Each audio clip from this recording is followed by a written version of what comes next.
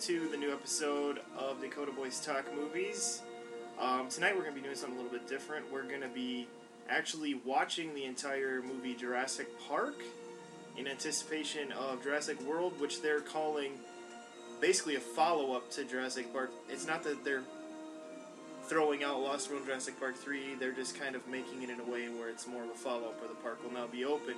So we thought it'd be fun to go back and reminisce this one. This is a movie that meant a lot to me, and it seems like when I've talked to Dakota about it, it's meant a lot to him, and just the magic of movies and things like that, so... It is only one of the greatest films ever made. I yeah. mean, there's no contest. Everything. Special effects, music, the Goldblum, everything is great. So anyway, we're going to be watching it on Blu-ray. We have the menu up right now, and we're going to try to do this as a commentary, and so... when I say we're hitting play now, it's us hitting play on the Blu-ray of Jurassic Park, so hopefully your timing will be more or less on. So yeah, I think we'll get started here. So we're going to go ahead and we're going to hit play now on Jurassic Park. Initializing now. There we go. Alright, gotta have all the nice anti-piracy things. So I guess as we're kind of waiting for the movie to kind of kick off here, Dakota, how early on did you see this movie from when it was... Did you see it in theaters, video? Yeah, my tiny little town of Martin actually got it in our theater the weekend it opened. And my mom pressured my older sister into taking me. So, yeah, I got to see it that weekend. I remember seeing stuff about it on TV, like the trailer, TV spot type stuff. But I actually didn't see it till pretty soon after... came out on video. That was back, when it was literally video, VHS. We got it as a present from my grandpa in a box of Christmas presents, and I was like, whoa, what is this? I remember kind of seeing stuff about this, just had that logo on the front of the T-Rex skeleton, and instantly fell in love. The minute I saw it in 1990, it probably would have been, late 93 into 94, it was like, wow, this is amazing. Well, here we go. We got the old Universal logo coming up. That's where we're at right now. The old 93 Universal. The funny thing is, this is actually the updated one, but it looks old to me. It still looks pretty old.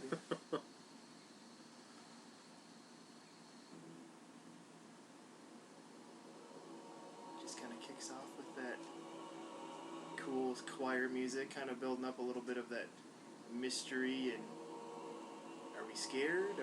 What are we expecting? Nobody knew what to expect of this. You just knew that they promised dinosaurs. But the cool thing about the original trailer was they barely showed any. They were really keeping it close to the chest, kind of pulling a Jaws. Yeah, that was back when you could get away with that sort of thing. Yeah. Now, not so much. Yeah, they show, and then the rustling trees. And I remember the first time, you think there's going to be a dinosaur, just go ahead and pop out of these trees right now. And there kind of is. It just isn't. Yeah, it definitely kind of makes you think, oh, crap. T-Rex, maybe? What is it? What is it? Oh, it's a cage. And there's the great Bob Peck.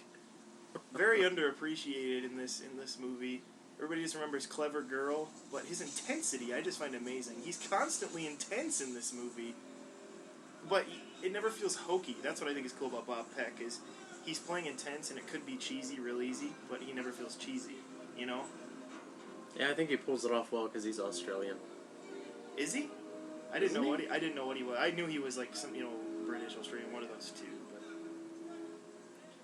maybe he just seems Australian because he's got the Crocodile Dundee type look going. Actually, it's funny when you do a shot of his shorts. It's kind of the who wears short shorts. Muldoon wears short shorts and his little 90s shorts. In his defense, I'm sure it's very hot where he's. Oh, you hear the first noise of the dinosaur. They had to make up these noises, so we're still not sure what it is. Obviously, we don't know what dinosaurs sound like. Look at those short shorts! There they are! Woo! Yeah, I remember watching this in the theater and thinking to myself, whoa, what's in there? Yeah, you hear that screech, and we know now what it is, but yeah, that screech, you're kind of like, what is it? What is it?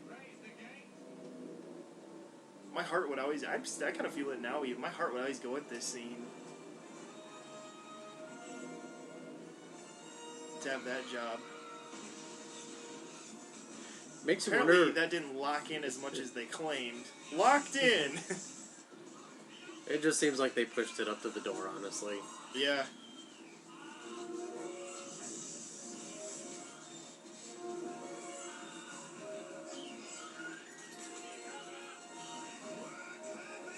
And then they're using some sort of laser guns that apparently InGen or someone invented to use for these dinosaurs. Ooh. That looks like a real dinosaur. It just kills me. They look so real in this. Shoota! Yeah, I suppose that's the plus side of using animatronics over CGI. Yeah. They look more natural. And there's the kind of the setup of the plot there where an employee dies. And then you see this tool coming in on his little pallet raft. Is when I first saw this, I'd mentioned this to you, Dakota. I did not put together the whole beginning scene causing a lawsuit, and that's why they had to have all these people come to Jurassic Park. I was just totally dumb on that aspect.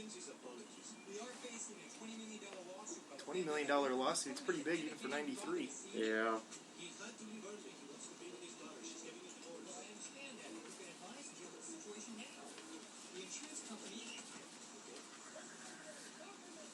And now you're at another thing where it's like, okay, what do these guys have to do with Jurassic Park?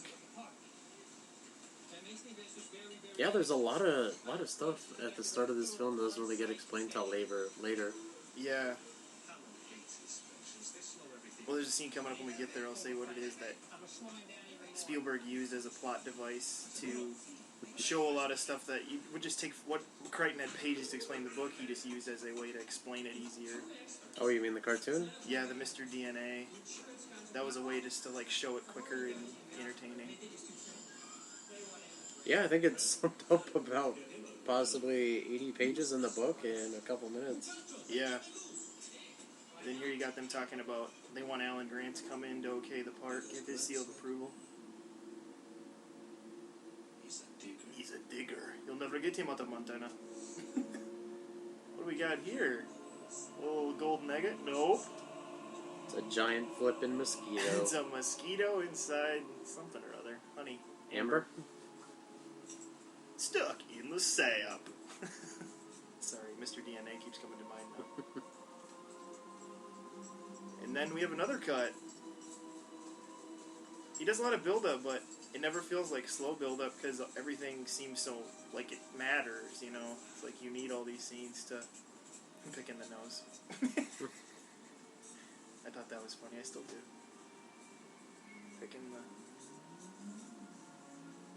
Now we're in the Badlands. So it claims. That does not look like Montana to me. Honestly, looks like they're on Tatooine. Yeah. And they just have him flat out say it just so that throughout the movie you can think it's funny how Grant always has problems with computers. And then that's like a camera thing they shoot into the ground, isn't that? Like a radar thing? Yeah, it's supposed to be sonar, but for the ground.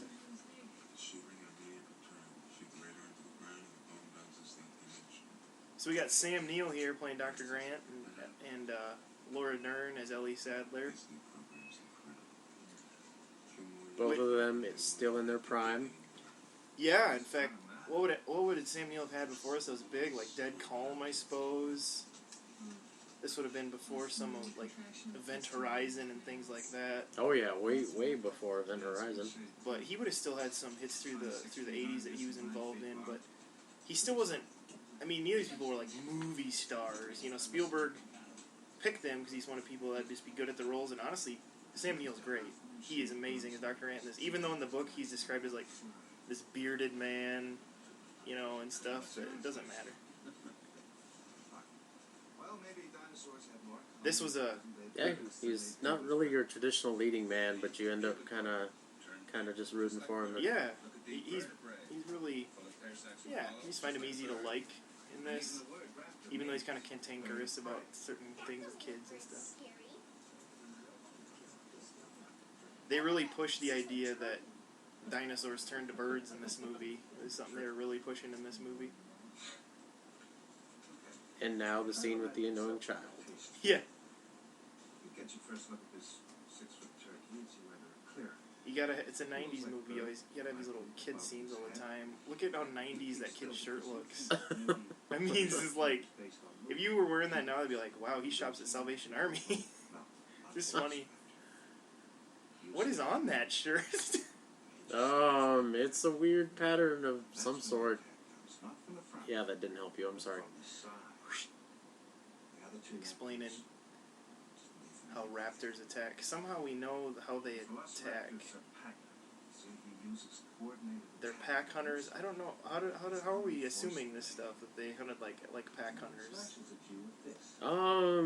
That's a really good question. Probably because if I remember right from Walking with Dinosaurs, just based off of remains. You can't base it off Walking with Dinosaurs. I was trying to think of the what was the documentary thing they had on the Discovery Channel? Well, you're right. I mean, Yeah. Walking with Dinosaurs, they did. In fact, the guy who did Walking with Dinosaurs was partially inspired to do that because of this movie. You know, in a way to make dinosaurs seem real to people. But I just mean, you know, like we look at these bones, and I know you can learn a lot from bones, but it just kills me how we know they can be pack hunters by bones. Yeah. I mean, it's fine. I mean, it's good for a fictional movie like this. But. Well, plus the fact too is that these velociraptors, in comparison with the animals they were hunting, were just small. Yeah. Like, I don't think one of them would stand a chance against the Triceratops all by itself. Yeah. Oh, Dr. Grant, he just hates kids. Wow. I just noticed Laura Dern is just wearing all denim. Oh, yeah, totally denim, mom jeans. I mean, look at that. Oh, man. I think the only time that was considered cool was back in the 70s. Maybe. Well, they did come back. I mean, what she's wearing is, you know, people wore denim a lot in the 80s into the 90s. Yeah. But it just seems so ridiculous now, you know, her dressed like that and wearing that hat. Here we go. So who brought the helicopter? You know, one thing that always threw me off about this scene, it lands, and then Hammond apparently is like a ninja, because... yeah, because he, like, limps with his cane, but... In the blink of an eye. He's Yoda, apparently, I never thought... I guess you think that there's a little bit of time of them running down the hill, but you're right, that was pretty quick. I didn't think about that. I do love the newspaper articles on the fridge. You know, it's funny you say that. Just the last time I watched this, I caught those. How they're like, aliens stole my kids or something, and... T-Rex on Mars, I think another one says. Yeah. They find out the moon. T-Rex on the moon. They find out that here Mr. Hammond is their investor of their dig site, and they feel bad for being mad, I guess. Even though he still was kind of a loser for doing that. The great Richard Attenborough. What a great actor. Yeah, he was. I mean, he had a good directing career. Honestly, directing wise, he was kind of hot and cold with what kind of did well, and what I thought was good. But man, you know, the things I saw him in the past. I mean, he was always good. He was a guy who always seemed really committed to his roles. You know, even Flight of the Phoenix, even though it had James Stewart stuff, was still kind of a mediocre movie. You know, he was good. You know, he just seemed really committed to who he was. And The Great Escape, I think, is one of his great movies, too. Him and Steve McQueen, where they're POWs. Oh, that's right. Yeah, he was in that. Oh, yeah, it's great. And this was kind of his return to acting after, I think, like 15 years was Jurassic Park here. Spielberg got him to come back. Wasn't this role originally offered to Sean Connery? That was my understanding, was that, well, I don't know if it was offered, but he was considered, just because Spielberg had worked with him just a few years before on Last Crusade, of course. I don't think he would have done as well.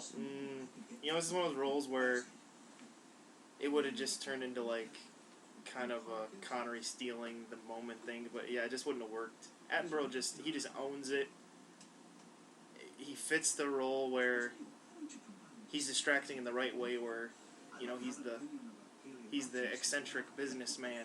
Whereas actually, in the book, Hammond isn't an eccentric businessman in this sense. He's kind of a shrewd guy that you don't really like in the book. Whereas in this, you kind of have more of a heart for him.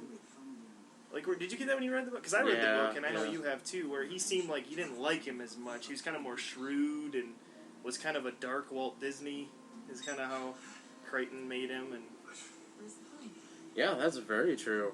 you know, whereas in this, and in this, he's kind of more of a cheery, eccentric guy. Now, you know, he just convinces them in the nicest way possible to come to the island. Whereas in the book, he's just kind of more conniving. I don't know. He's just kind of more about how do I make money, you know, doing this. Whereas obviously, you know, businessman's always gonna be about money. But at the same time, in this movie, he always has this wonder, like he wants to do it because he knows he can, and it would be neat. He wants to do something that's, you know, real and stuff, and yeah. So now what do we got here? We got some guy looking ridiculous. We're in Costa Rica with the great Wayne Knight. with a third-rate James Bond. Yeah, the great Wayne Knight, known for being Newman on Seinfeld. And then... oh my gosh, he really lost a lot I saw him in something recently, and... yeah, he lost some weight. Yeah, he was so big in this, and even up until Space Jam, you know, he's big in that too, and that was more... you know, this is something I never got as a kid. It's like, wait, why is this guy trying to steal these embryos? It didn't... the whole industrial espionage concept didn't ever occur to me. You know, in this, it just seems like he's straight up doing it because he realizes he can make more money stealing the embryos for these guys. Whereas in the book, he is mad at Hammond for keeping him out of the loop. Remember that? Yeah. Hammond won't tell him exactly what's going on at the park. He just tells him to do computer stuff, and so he's like, well, sure, I'll screw over Hammond. He's you know, he's being kind of a jerk to me.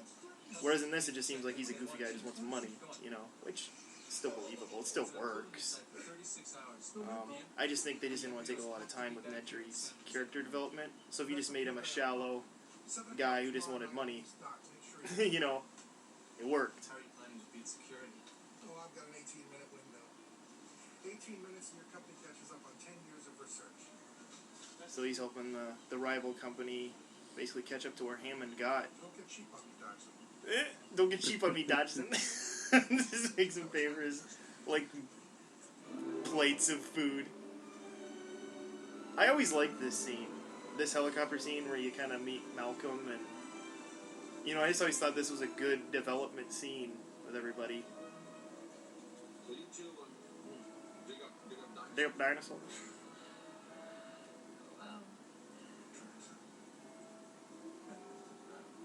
Yeah, I remember seeing this, and I was like, wait, Jeff Goldblum's character is supposed to be a scientist? What? Because he looks like a guy that would work, like, I don't know, in a pawn shop in Queens or something. Well, he's like, it's almost like, you see, him and Hammond are almost like the opposite sides of the same coin, where they're eccentric, but in different, you know, Hammond just wants to advance everything with money, and of course Malcolm is what do they call it? Chaotician or whatever. Yeah, the chaotician. He believes in the chaos theory. Which I never could wrap my head around that whole thing. No. And even in the, again, to go back to the book, you know, even when every chapter would start with, like, remember how it would start with, like, Malcolm's kind of thesis of the chaos theory, and then it would kind of go into the next part of the Jurassic Park story. And it was like, this is just a convoluted... it was like a convoluted Murphy's Law or something, like, what can happen, will happen type of thing, but mixed with nature being totally in control of everything, you know? It's kind of... oh, that score. Oh, yeah. Coming into the island, John Williams is just amazing. It's sad that he's 90. It's just like, you just know he can't do it much longer. Yeah. Although it's been a while since he's had something real memorable. So, I don't know. You got these new guys coming up like Michael Giacchino that are kind of learning how to make some awesome scores too. So, I love this. like, how can he not know how to do a seatbelt? Like, he's just been sitting in the desert for 30 years or what? Yeah, apparently he doesn't are you just supposed to assume that he's never been on a helicopter, so he doesn't know where the other end of the seatbelt is. And he just ties it. Yeah, apparently he just doesn't like technology of any sort. Yeah, even if it's a seatbelt buckle. But I remember hearing Spielberg say one time, I think it was Spielberg, how that seatbelt thing was supposed to be an example of the chaos theory, where the seatbelts didn't match, but he just tied it and made it work. You know how that's like, it'll find a way type thing. And Spielberg likes to, people don't realize it, I think we're so used to him just being like the blockbuster director, but he puts a lot of thought into like little symbolism things in his movies.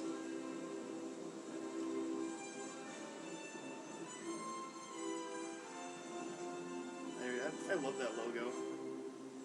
I also love how these drivers have totally pink polos. Like, it's not pink, it's salmon! It's salmon, dang you! Oh, man. This takes you back to how it is the 90s. Guys wore pink polos. You still see those every once in a while, and it's like, ugh. Oh my gosh, their belts are pink! Yeah, I just noticed that. Oh, that's awesome. And there's your glimpse of 10,000 volt fences. And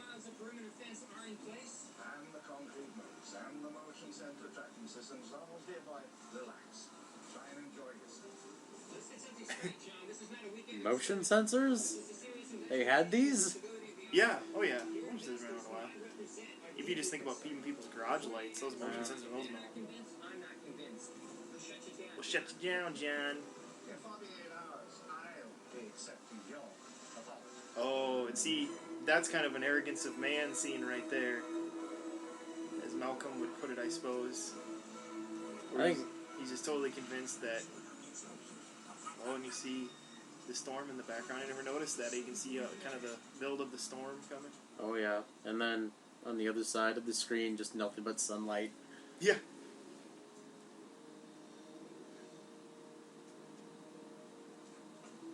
Like the bandana around the neck. It's his sweat rag.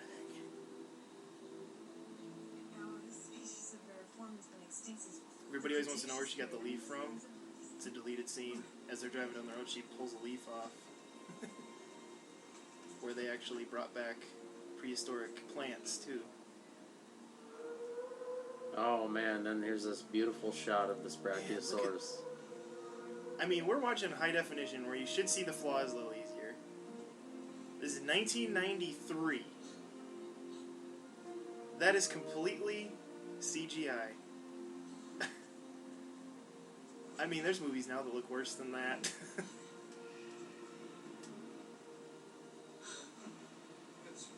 You gotta give these two credit, too, because this was back before CGI was in everything.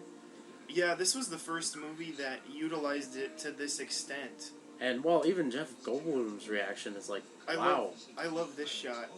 Oh, yeah. Where it's cut, the camera's down and you're looking up. 30-foot neck. Yeah, Spielberg originally wasn't even going to do CGI dinosaurs.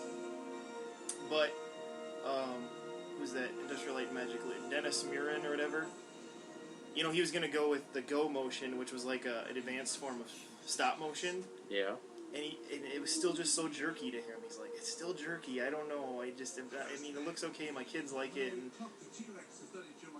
But then when Dennis Muren came with CGI and Spielberg just goes, well, prove to me that they can look real, because this movie's all about you have to believe them. And those guys went out and did it, and they proved it to him. And sure enough, I mean, it's still a bar, I think, that hasn't been topped too many times still, except for maybe certain performances by Circus. You know, with what Weta Digital has done and stuff, yeah. You know, with Gollum.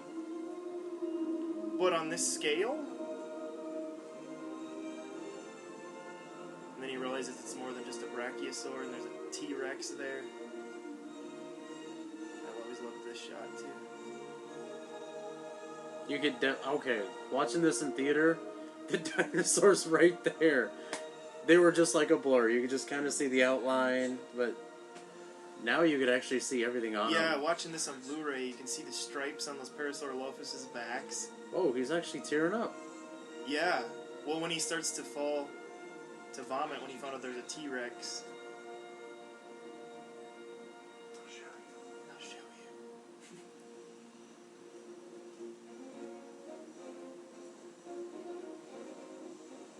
Those Jeeps are so cool. I would totally drive one of those still. Even with the Jurassic Park, I mean, just everything would be sweet. Still getting the place going. That guy's painting it. They were actually just trying to get it ready for the movie still. But Spielberg's like, oh, close enough, it works. No, just kidding.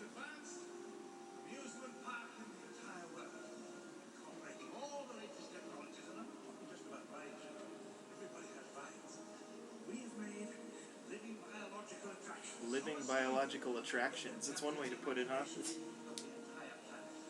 So what are you thinking? We're out of a job. Don't you mean extinct? Don't you mean extinct? Oh, Jeff Goldblum and his cheesy one-liners.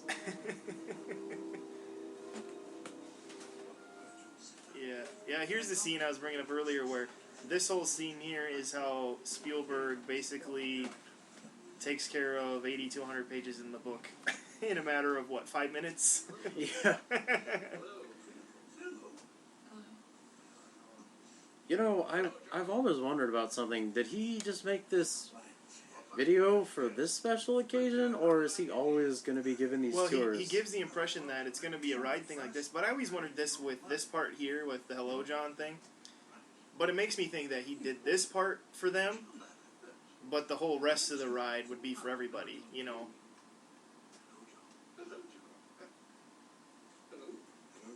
You know, he...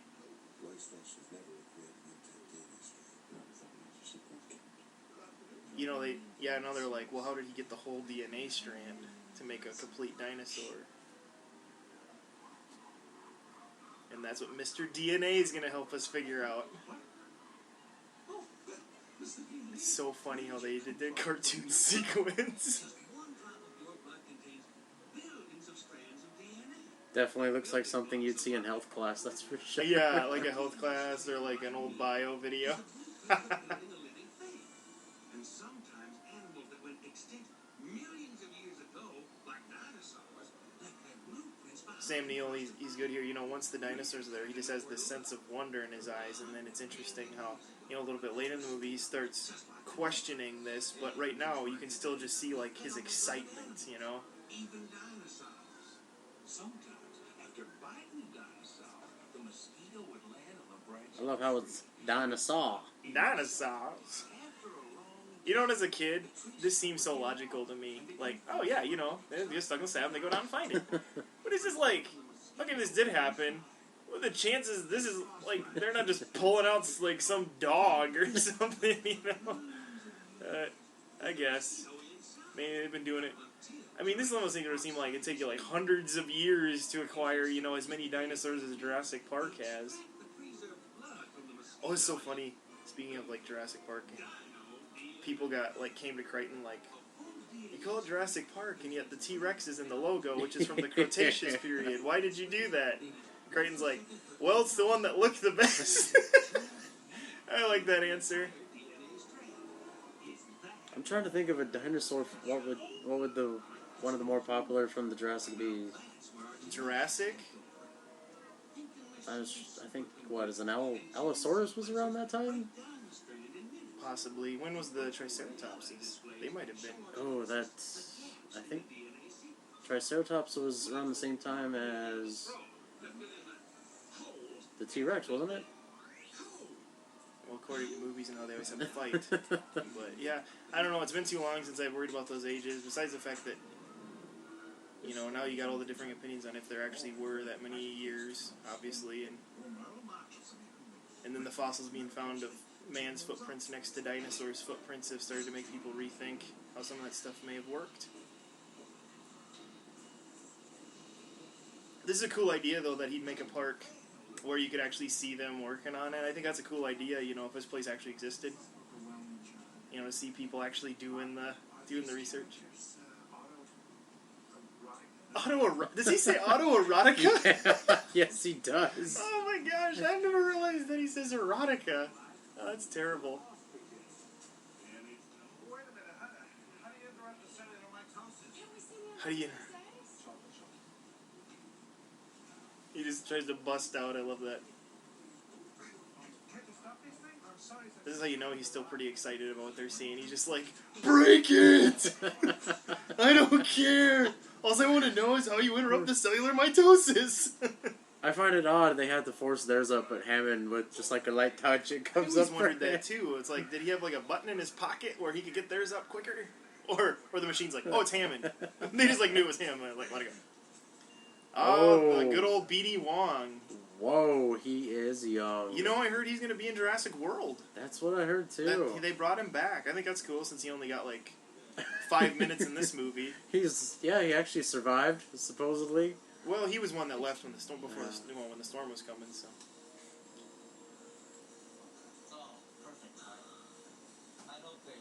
Even this year, it's like you literally think you're watching a dinosaur hatch. I still buy this. I buy a lot of this movie. There's only a few shots that are like, you know? Come on the door. This is a scene where the way that Hammond kind of talks about these things, you realize he is playing God. Like where you sense how he is enjoying kind of being almost like God in this place. Where he's like, I've been here for the birth of everything on this island, and like, he just feels, I think, just so, like, God with this, you know? Even though all he did was sign checks. Wow, that thing has a creepy eye. Yeah, you know, Goldblum was saying he always was mad that he never got a scene with the adult raptors in this movie, but he does in the sequel. But he goes, but I guess I did get a scene with the creepy baby. He even said, oh, the baby was super creepy. Here's the explanation of how they breed him to be female, so they can't breed in the... There's no unauthorized breeding in Jurassic Park. I love how Malcolm just totally just doesn't buy that at all. Like, oh yeah, they'll breed. They'll figure out a way.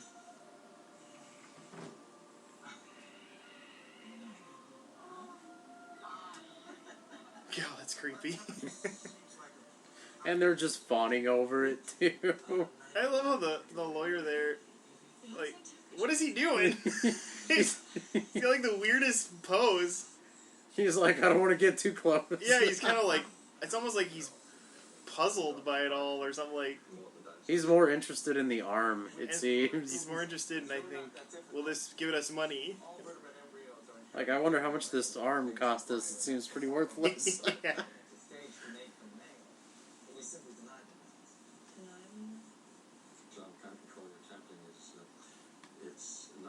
They're trying to control things. Here's the famous Malcolm line. Well, there it is.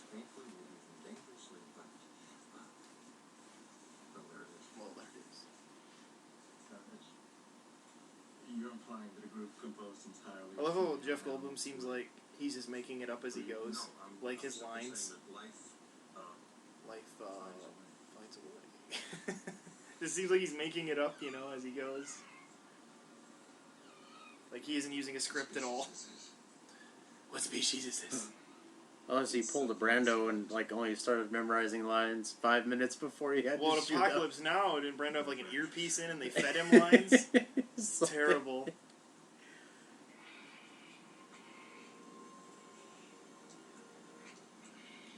This is when Grant starts getting worried. He's realizing they're breeding raptors and all these things, and this is kind of the beginning of his, is this a good idea? See how his face isn't so wonder-filled anymore?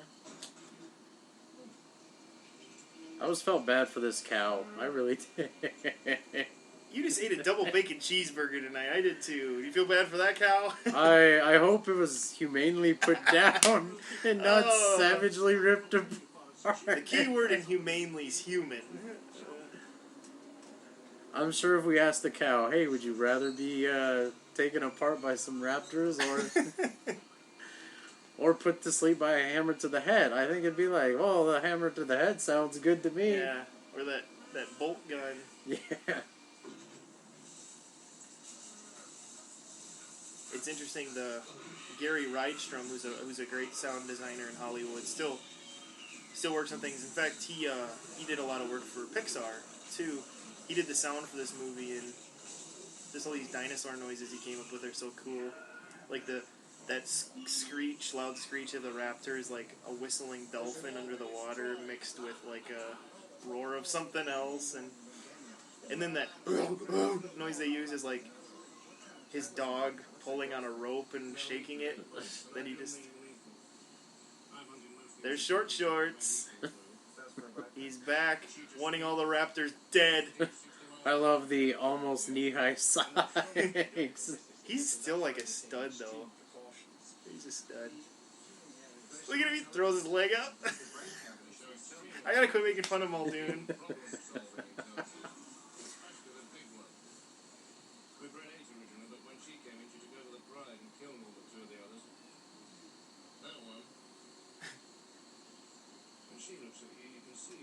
She's working things out. Like talking about how they're killing the other one. She had them all attacking the fences when the feeders came. The fences are electrified, right? That's right, but they never attack the same place twice. Testing the fence for Testing the weaknesses. fences for weaknesses systematically. They remember. Yeah, you know that Mel Gibson movie Edge of Darkness? Yep. Bob Peck played that character in the original miniseries for BBC. Oh, really? Yeah, where he was the guy going after the people who murdered his daughter. Chilean sea bass.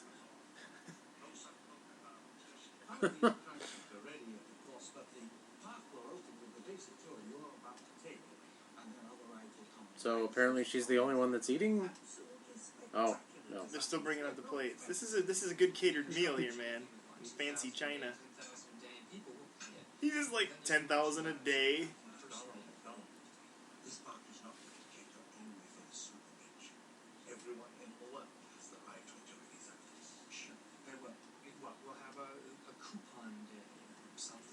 Well, like I was telling you, even here, where he's like, everyone should be able to come. Like, he wants to figure out a way to make it where it's at least affordable for everyone. He just seems more nice and optimistic, like I was telling you, than the book Hammond. He's almost like the lawyer in the book, almost in a way, because of how... Yeah, a little bit. The lawyer is actually a blend of two characters in the book, because if you remember, there's a guy that's not even in this movie, it's in the book, that's actually is the one who kind of talks with the kids a lot of the time in the book, and I think is the one that's in the vehicle with them when they go out in the park, isn't he? I can't remember that guy's name, but they kind of blended the lawyer Gennaro with that guy, and made this one character, just because I think they just felt it'd be, what's the word, superfluous. You know what it's that? So, you don't take any responsibility. Ford, you stood on the shoulders of geniuses to accomplish something as fast as you could. This is where some of what Crichton was trying to do in the book comes across like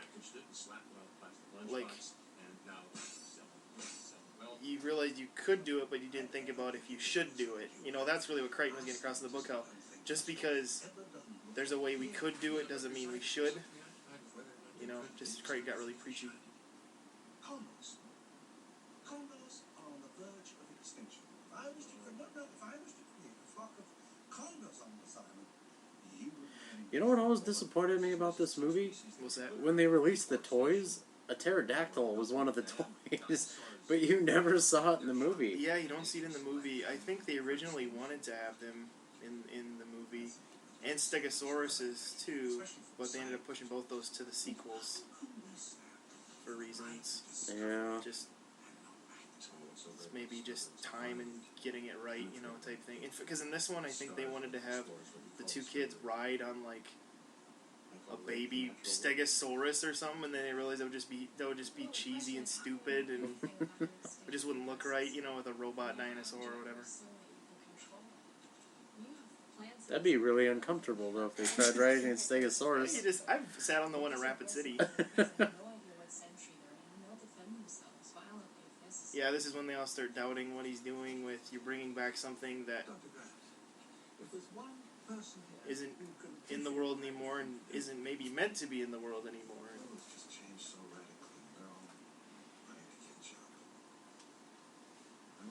Yeah, unfortunately, the dinosaurs couldn't send a rocket to the asteroid to blow it up in time.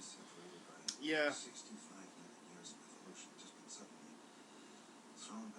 Yeah, I heard another theory too, where they think even just disease is why a lot of them died. Well, and then as we get in, like I said, there's these guys who start to see, like, you know, there's more and more evidence of man and dinosaurs at the same time.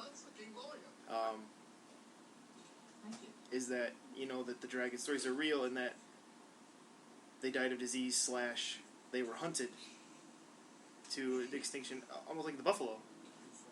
You know, where they were just hunted, like, for sport and things like that, like the dragon slayers and things like that.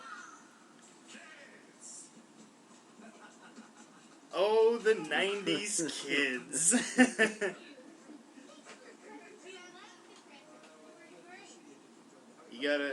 He wants the target audience to be on the tour. The kids. I always thought these were cool vehicles too, even though they're like very outdated Ford Explorers now. At the time, they were top of the line, though. Yeah. And oh, it gets really 90s here in a second with what Lexi says about the thing in the front.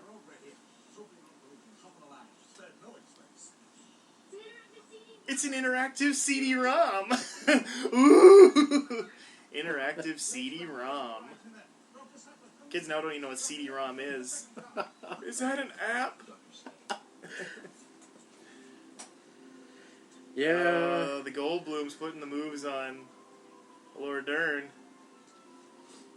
These kids don't know how the struggle really was back in the day.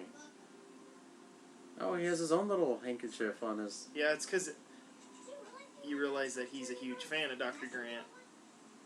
So he's read his book. I love how he's so uncomfortable, he's just avoiding the fact this dude's flirting with his girlfriend.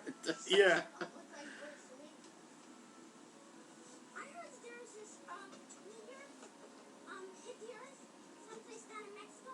There's the meteor theory. I actually had 2 Jurassic Park toys. I had a Dilophosaurus, where when you push the arm down, it opened its mouth and screamed. And then it had what's that thing around the crest? Yeah, the thing? really neck thing. Yeah, you could take it off and put it on, you know, and then I had a Tim. I had a Tim figure. Really? But his figure, he looked like he was 18 years old. But it had, like, the goggles and stuff. I always found her here, Lexi? Yeah. Ariana Richards, I think her name is. She was upset because she didn't get an action figure. Yeah, and Wayne Knight's character did. Yeah, and Dennis Nedry did, which took way more plastic. And Samuel L. Jackson didn't get one either. The introduction of the man before he was the man. Right here. Samuel Jackson. But he still figures out a way to have a sweet one-liner in this movie. Yeah, this would have been, a year before Pulp Fiction, which really put him on the map. You can tell this is the 90s because he's inside a building smoking a cigarette. There's where he goes, hold on to your butts. Yeah, he just chain smokes this whole movie. But yeah, in a building. Yeah. And Hammond lets him. I think that's great. Like, they have all this scientific equipment. Like, he's just chain smoking. Well, judging by the amount of food containers around Nedry's computers, he must have like a fridge nearby. Yeah. Yeah, and then here this gate was inspired by King Kong because Spielberg very much wanted this to be his King Kong, where it wasn't a monster movie, it was more like a misunderstood, out-of-time creature. And so, gotta pay a little homage to your inspiration, I guess.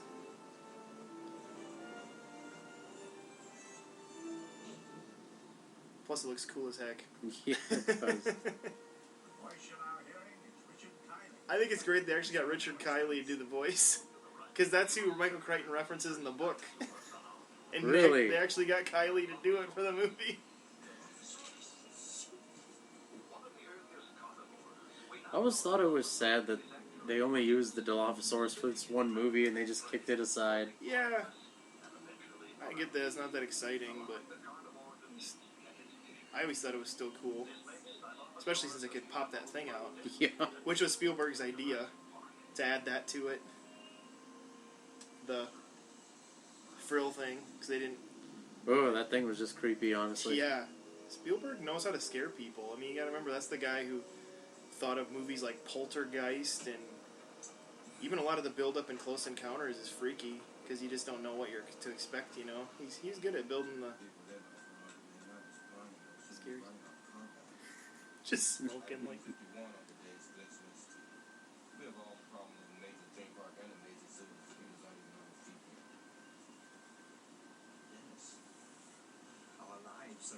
Here's Dennis again. I'm totally unappreciated my time. You can run this whole A lot of fabric covering that man up. You think that kind of automation? He's drinking Jolt. I haven't thought about that drink in a while. They still make Jolt? I think they do. Look at that 90s shirt he's wearing. He's got one of those little squeezy dress things. Oh, God. Oh, you're right, John. You're absolutely right. You know, everything's my problem. I will not get drawn into another... Those horn rim glasses were kind of his look. He carried that into every character he did. You know, I mean, it wasn't like he just did that for Nedry. Because didn't he wear those as Newman? And I know he wore them in Space Jam. And Yeah. there was kind of his look, I think. Like, Drew Carey used him as his look, you know, for... Okay? You'll eat a lot of compute cycles when it's part of the system for a while. There's a finite amount of memory. You can't use it for everything. But compile for half an hour. Shorts are riding up a little further. He's awfully free about showing off his legs. Yeah. Oh, when you got it, you got to show it, right? Yeah, there in front of the Tyrannosaur paddock. It seems like the Tyrannosaurus has much more room to move around. I was gonna mention too. Do you know how they had these cars move on their own? The drivers of the cars were actually hidden in the back of the Ford Explorer, like the back, and they had them underneath a covering thing, and then they were driving from underneath with like a camera. What? And that's how they drove those to look like they were. So there was actually still a human driving it. They just gave the illusion that there wasn't.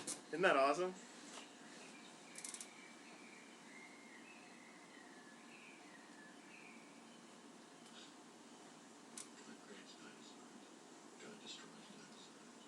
It's interesting that Malcolm still believes in God.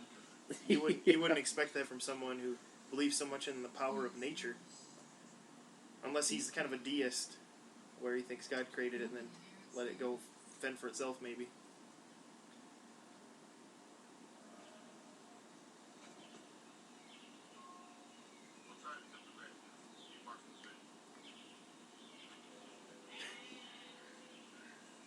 Another thing that sets Grant off.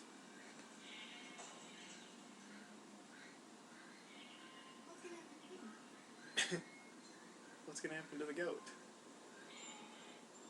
He's gonna eat the goat? She can tell. Thanks. I love his answer. What's the matter, kid? You Never had lamb chops? I happen to be a vegetarian.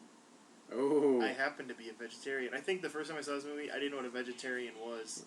That also just shows that I'm from South Dakota, where we just eat beef.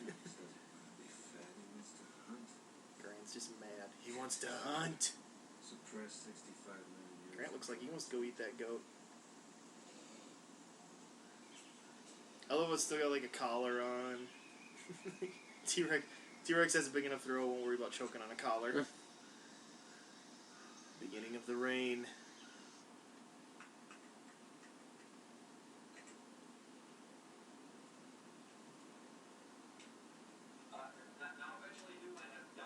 Where's Grant?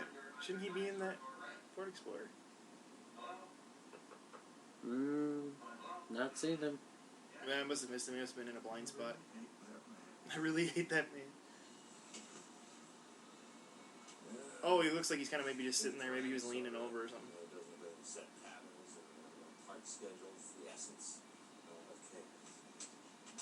Still not clear on chaos. See, he tries to explain it here, Dakota. Doesn't this help you learn what chaos is? Oh, no. With his little freeze your hand thing? The butterfly effect. He's totally playing with her hair. Look at him, man. What a player. How is Grant just not punching this guy in the face? Oh, that's why. He's totally distracted with his... He's in the blind spot of his fedora.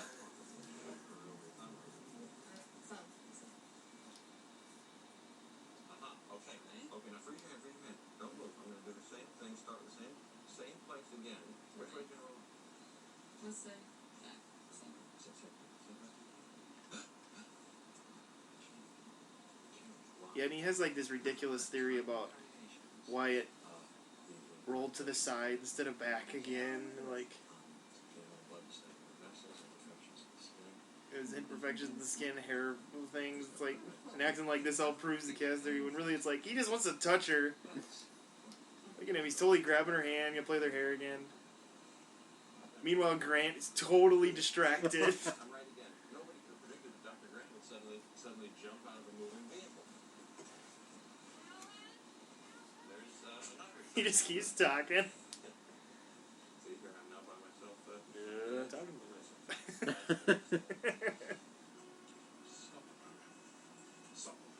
What's going on in the field? I tell you, how many times we need locking mechanisms on the vehicle? Everything just ticks off Muldoon. Like, shut up, kill the raptors, lock the doors. You just expect him to pull out his really sweet shotgun and start blasting it in the air like, listen to me. Just to remind you that Nedry is bad.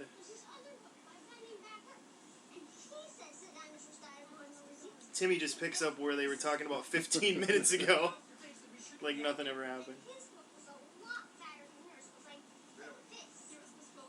Look at Lexi. She's like totally just crushing on Dr. Grant. She just keeps looking at him. And Ooh, now she's holding his hand. Laura's not even jealous. She's like happy. Everybody stay here. It's crazy. You know, we were talking. Laura Dern has to be, God, in her 20s here. You know? She looks older than that. She just is one of those women who, like, wow. Look at that. Now that's one that Stan Winston had to create there.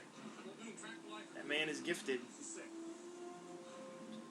Had Stan Winston doing all the animatronic ones.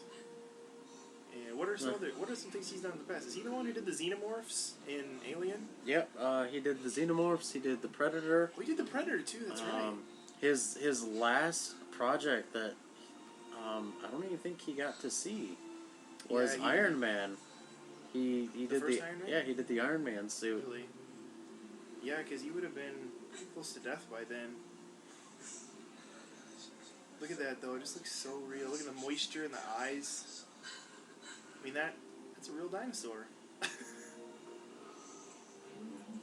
Its skin honestly looks like the way you expect a dragon skin to look. Boogers in the nose? Yeah. Yeah, I know what you mean though. It's like, And then the horns look all cracked like it's been in battle or something. Maybe they didn't like somebody. or like, the way they grow out, they just kind of get, like growth cracks in them. Grant's like listening to the digestive system. There's like bird poop on it. Look, it's scared of the light. This Jurassic Park worker is actually a producer of the movie. That's Gerald Mullen, however you say his name. Moeller. Is this West Indian lilac? Yes. You know they're toxic, but the animals don't eat them. Yeah, this is another thing that goes unexplained in the movie, but in the book is explained. Like the Triceratops sickness. Yeah. Which it does end up being berries, doesn't it? That made it sick? I think it was. I think they finally do explain in the book. They just kind of let it go in the movie, but... Yeah, they got bigger fish to fry than, sick Triceratops. Dino droppings? You got that? That storm center hasn't dissipated or changed course. We're going to have to cut the tour short, I'm afraid. The storm's coming in. Where we left off. It's not worth taking a chance, though. Oh, just trying to make 45 hours. Get back in the cars. Yeah. Go. Ladies and gentlemen, last shuttle leaving for the dock leaves in approximately. They're trying to get all the personnel out of there except for basic skeleton is now. Yep, just the amount of people it takes to one of the best lines of the movie. That is one big final shift. God, that does crack me up every time. It's terrible. Oh, okay. Sean Connery was offered the role of John Hammond. He was actually offered, but turned it down. So you were right. I remember when I saw this with my sister, she just like, oh my god! It's so nasty. Yeah. It looks so real.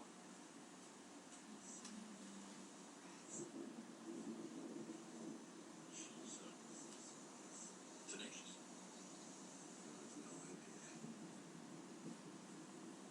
You will remember to wash your hands before you eat anything. Watch your hands for eating anything.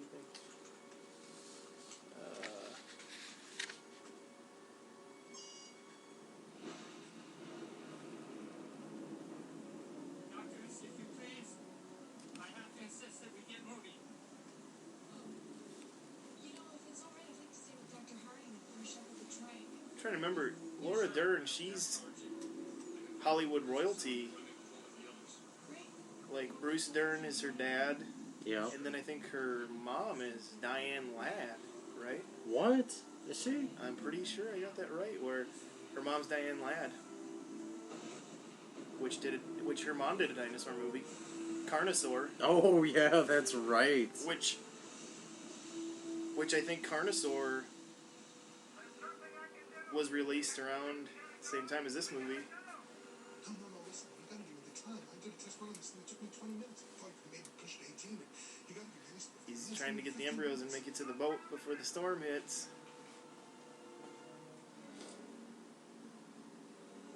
The old Apple computers there. That old rainbowed Apple logo. So much for our first tour. 2 no-shows and 1 sick Triceratops. But they did get to see dinosaurs. Could have been worse, John. See? Could have been worse. SLJ gets it. I'm going up in the machine. Does nobody else worry that he's zipping up his jacket to go to the vending machine? Or the fact that he's just covered in perspiration. The fact that he's totally nervous about getting a Butterfinger. You should tell you that the system's going to be Yeah, he is sweating like a crazy person, isn't he? He's got like a bunch of sweat on his head. Or the fact that he just grabbed some key. Yeah, and does that face. What? I'm not doing anything. Apparently, situational awareness is not either one of these characters' strong suits. Or they're just distracted by a very large man talking to them.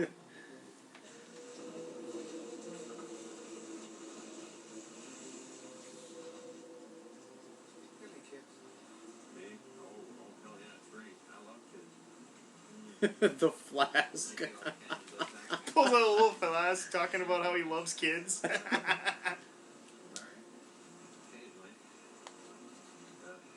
Yeah, I'm always on the lookout for a future Xmas milk. Aren't we all, Malcolm? Aren't we all?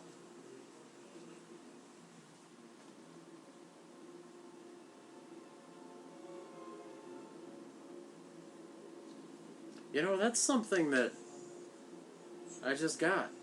What? The windows to that command center lead to... They have a direct view of this door he's just sneaking into. Do they really? Yeah, you just... You're not supposed to notice that, man.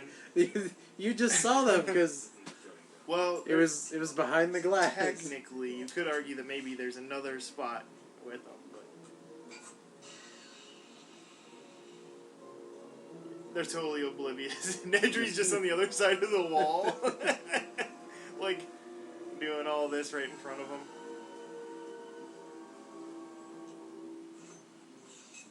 This part has a couple goofs in it. Yeah. You know, me and my friends used to pause this part and like, wait a minute, why didn't we see that dinosaur? Well, no, their Stegosaurus is spelled wrong. Yeah. Someone remember said Tyrannosauruses too? And then I know, the other thing too is that Brontosaurus, I think, is one of these labeled Brontosaurus, isn't it? Yeah. Which isn't a real dinosaur because that's the one where the guy just stuck a dog's skull on a long neck. And Yeah. they realized that the Brontosaurus doesn't even exist. It's not a real thing. There's just the Brachiosaurus and the Camarasaurus and those other long necks. The Apatosaurus? Yeah, the Apatosaurus. Thank you. Which I feel bad because it's like, okay, what is Dino now? Yeah, because he was supposed to be kind of a brontosaurus, wasn't he? Yeah, he was supposed to be a baby brontosaurus. Yeah. Oh, here we go. Oh. Chaos theory has been likened to a numerical Murphy's Law. That's what I was just telling you. It's like a math Murphy Law. Sense of feeling all over the park. Fine, Nightly. Check the vending machines.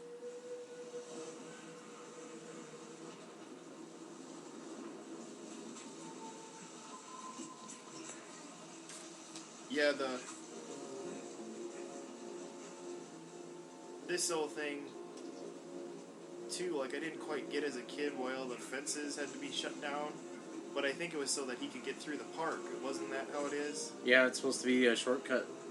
Otherwise... So that's why he had to turn down all the fences, and then they were supposed to come... I think he was going to turn them back on, you know, but doesn't. Yeah, I think the system was just supposed to reboot, and then... Everything kind of Yeah. fell apart for a lot of reasons. He just had a little run-in with, you know, an upset dinosaur. There's a bottle of Jolt. Man, Nedry loves his Jolt. He just drinks it every which way he can. Everything has the Jurassic Park logo on it. It's so awesome. A lot of the merchandise you see in this movie is stuff they sold for real. Wow. You know, like, I remember, like, that one shot, like, where they show, like, the pajamas, you know, in that gift shop. Yeah. Like, I remember those pajamas being at a store, and I had a Jurassic Park lunchbox. Except it had a scene from the movie on it, and then the thermos that was in it looked like an embryo storage container. Really? Yeah, it was cool. I loved taking my chicken noodle soup in that to school. Like, yeah, I got my dinosaur embryo. Oh, that's gross. That had to be probably one of the funniest parts in the movie, where he just spins the... Yeah, he's just like, oh! sign. I can't figure out which way is what. The original GIF is right here. Or whatever you call those GIF video things. Hate this hack of crap! He was always an angry man. It's not the 90s. Nobody says hacker anymore. Oh, wait.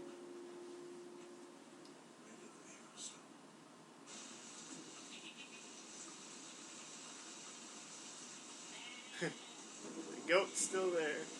They stopped in front of the T-Rex on their way back.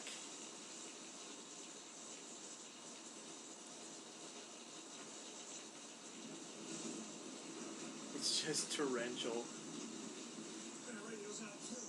They did have to stop filming when they were actually filming this for a hurricane, I know, at one point. You know, an actual hurricane came. And Yeah. Was this filmed down in Costa Rica? no, they filmed it in Hawaii. Oh. And then, like, I think the Montana shot was actually California. But most of this was filmed in Hawaii. And then, like, now this year, I think this is studio. Oh. You know, whatever they could get by doing studio, they did. Oh, There's the night vision goggles. I would have killed to have some of those as a kid. I love those things. I still want those. I love how just ridiculously bright colored they are, too. And they're so bulky. They're just like, I know you guys, like, are they heavy? Then they're expensive. It's like, they just look like they're 20 pounds. Those like ankle weights. Yeah, my action figure, it had those, where you could put them on his head. Oh, nice. They were, except they were just like a generic gray, I think. I don't even think they were. God forbid they use dye and spend more money to make a cool kid's toy. I'm sorry, Ariana. I know you didn't even get a toy of you, so. Apparently nobody wanted Lexi, or they. She's considered it sexism, I think. But I'm sure Sadler had a action figure, so I don't know. I'm trying to remember. I don't think I had much of the action figures. I mostly had the dinosaurs themselves. Yeah, well, my things was they were gifts. I didn't even ask for them. I just got them because I was known to like Jurassic. This is cool how they did. The effects guy was like staying up all night trying to. Spielberg was determined to have that ripple shot, and the guy could not figure out how to make it happen. And like the night before they had to do it, he finally figured out how to do it with a guitar string, where he had a guitar string run under the vehicle, and then he plucked it to make those whatever they call those concentric. Oh, okay. Circles. But Spielberg was blasting Earth, Wind, and Fire in his vehicle, and it was shaking his mirror, and it gave him the idea, like, while they were filming, and he's like, can you make this happen? And the guy's like, oh, yeah, we can figure that out. You know, now they would have just CGI'd it. Yeah. Whereas, you know, where's the goat? Found the goat! Here we go. This is when the movie starts really picking up. Like an hour in. Oh. Ew, there goes the goat! I know the guy who Grant is based off of, the Jack Horner. Yeah. When he saw the full-size T-Rex, he goes, this is the closest I'll ever be to seeing a real-life dinosaur, just because it looks so big and, you know, so big and real. He just runs to the bathroom. When I was a kid, I thought he was actually pooping. I think that was just my warped mind. When you gotta go, you gotta go. Malcolm. That can't be good. This scene is still incredibly intense. Do you agree with that? Oh yeah, it is. The way this whole scene plays out is just so... Look at that!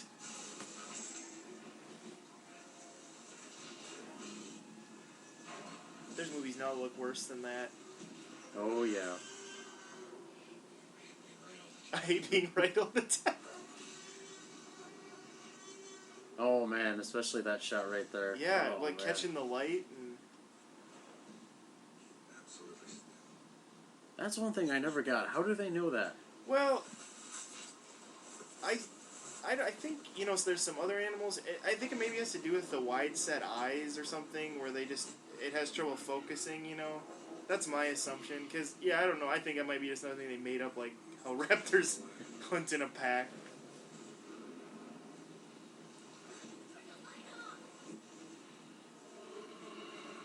Oh, they done messed up. No, that turkey left it open. Oof.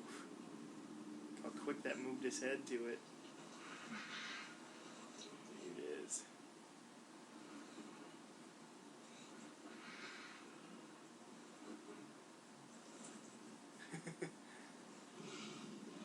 This shot is cool. Oh yeah. When the pupil dilates. Oh man, that's so cool.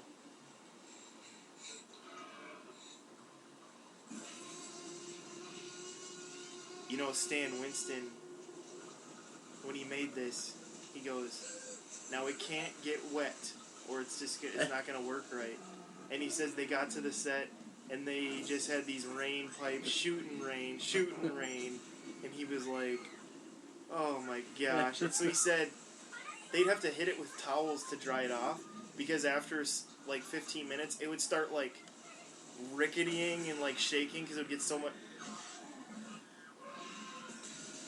And then this here, the window wasn't supposed to break, and so the kid screaming is real.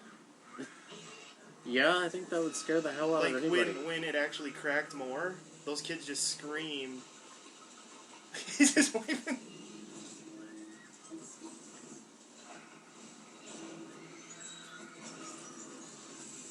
But yeah, Winston was like, oh man, you know, trying to keep that T-Rex dry so it wouldn't go. But you can't, I mean, the blending of CGI and animatronic is just amazing. I mean, this whole scene is a blend, and you can't, I mean...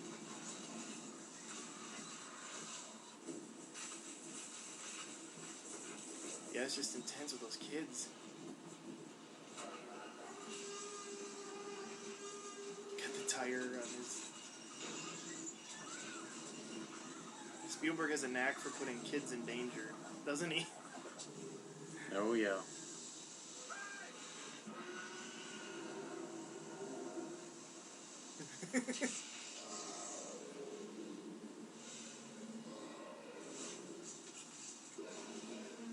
Tiny arms.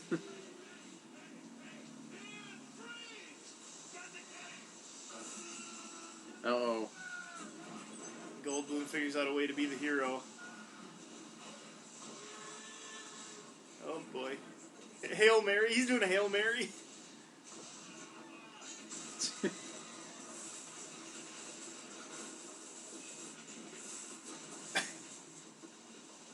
He's just sitting... Oh man, that be. Now he's really pooped, probably. Oh, God. Oh, just shaking him so his bones break. That is disturbing.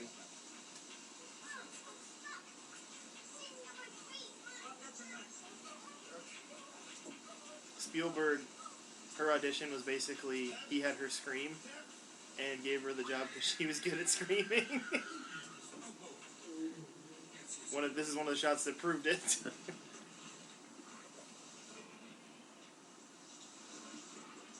Oh man, I don't know how I'd react to standing that close to that thing. I know it's animatronic, but It's still... Yeah, it's still rather intimidating.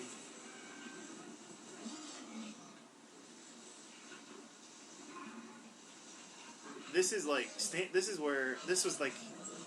Basically where Stan Winston plateaued. You know... He never really could top this. It was just so good. You know? yeah.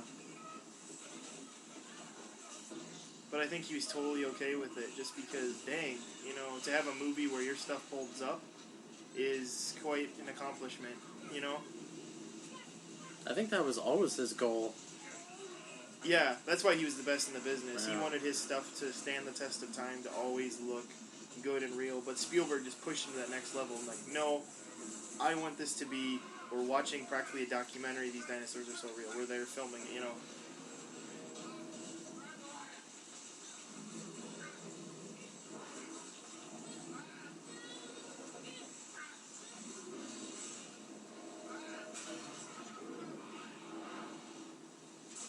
You're right, though, for 1970... When was Alien? 77, 8, 9? Somewhere in there. I want to say 79. The Xenomorph still looks pretty good. Yeah. All that I nasty drool. I think he was even responsible for the Queen in the second one. Oh, okay, sure. Uh-huh. The one that Ripley Oh yeah, fights in the suit. the massive one that used to give me nightmares. Well, I saw it when I was a kid. You finally get Hammond worried about his grandchildren. Go get my grandchildren.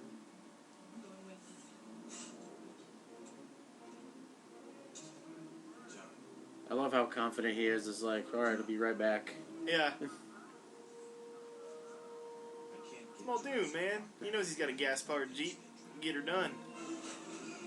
See? Oh no, this is Nedry. Whoops. He's getting it done too, maybe. This guy's just smacking everything because his glasses fog up.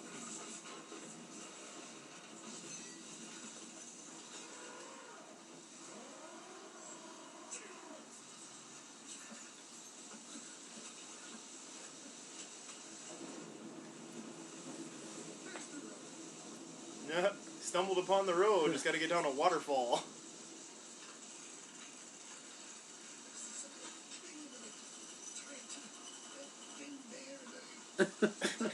Just battling through it.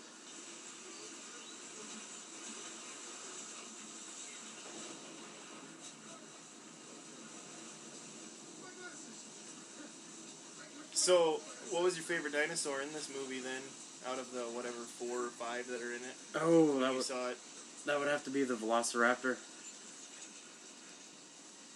Yeah, those were. It was hard. I don't know. It was always hard for me to, because I liked the Raptors, but you know the T-Rex is really kind of the hero shot dinosaur of the movie. This part creeped me out pretty bad. This part is scary, considering this is like a 3-foot dinosaur. Was this another? Like he used like swan calls to make the noise of this dinosaur like that. Like that, I think it's like swan or something. And just amazing how those guys just make new sounds with things that exist, you know. And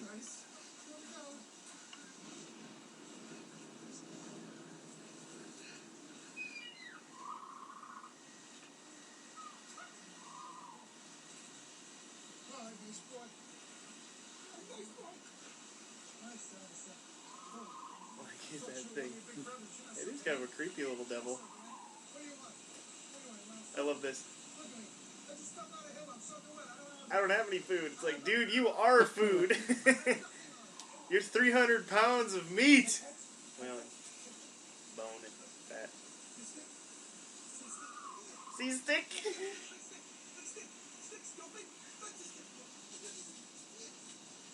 Like, nah, you look better.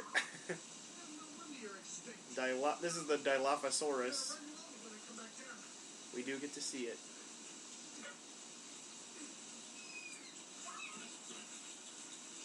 He seems really, like, he seems to know what this dinosaur kind of is, but he seems really calm about it. You know, like, I'd be moving a little quicker than he seems to be. Ugh.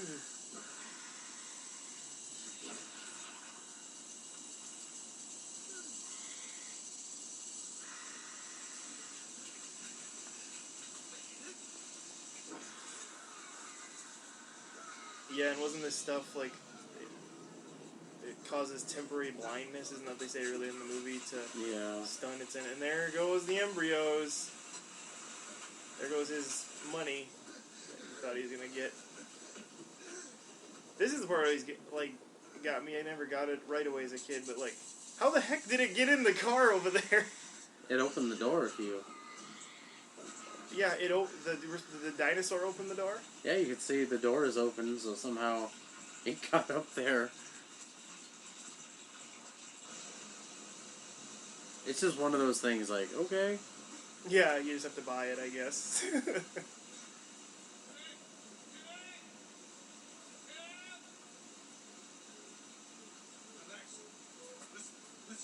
She's like PTSD right now. I'm gonna look after you, but I have to go help your brother.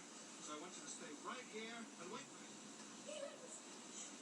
She was in another great creature flick, Tremors. She played the girl on the pogo stick.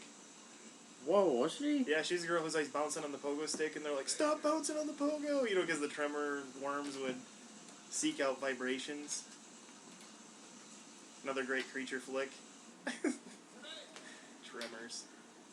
Yeah, one of Kevin Bacon's finest films. Yeah, one of his, such a fine film for him. He wouldn't even come back for the sequel. And they just replaced him with Kevin Bacon Jr., like a different guy. They basically just made the new Kevin Bacon.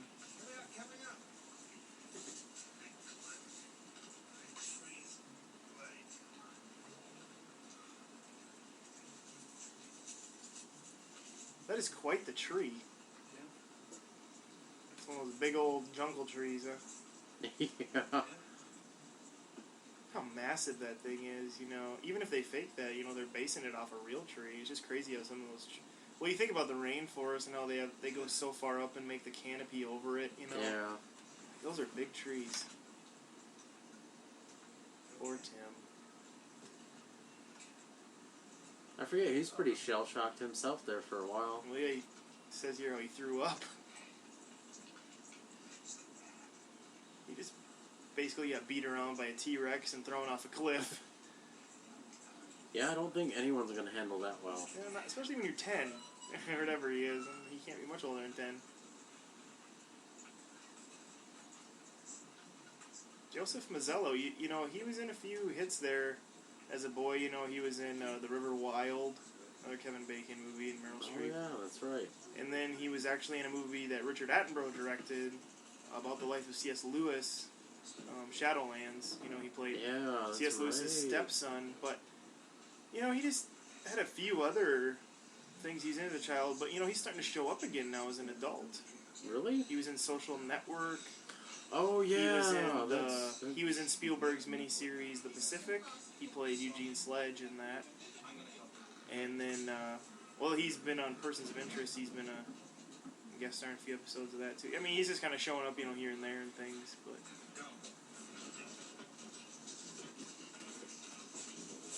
He's a pretty solid kid actor, though. He isn't that bad of an adult actor, either. It's just that I think he's just not leading man, you know, so he has to just try to find the roles he can get. Although he's excellent in The Pacific. If you'd like to see Joseph Mazzello's acting as an adult, The Pacific is where I'd go. He's really good as Eugene Sledge. He's perfect.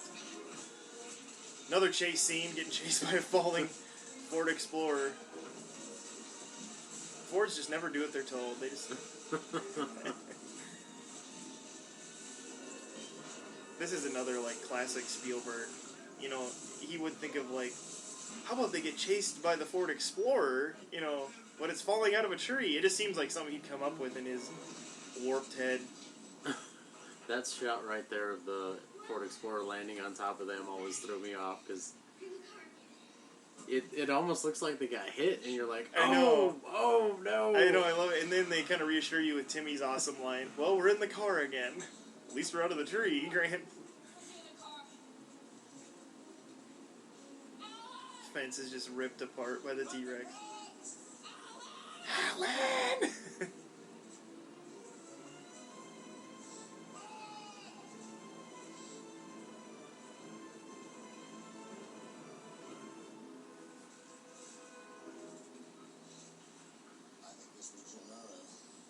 I think this was too. Ugh. The Yeah. lawyer was all over the place. Thankfully, they never actually show what Yeah. they're looking at. I think most of it's in the T-Rex's belly anyway. Somebody's moaning. He made it! For now.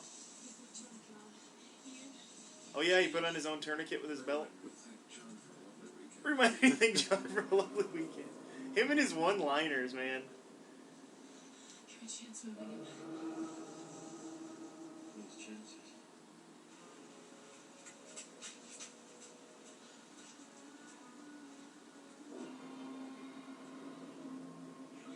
Yeah, I know this scene was originally kind of storyboarded as them just driving away with just the roaring in the distance and them just worried about where the roaring's coming from.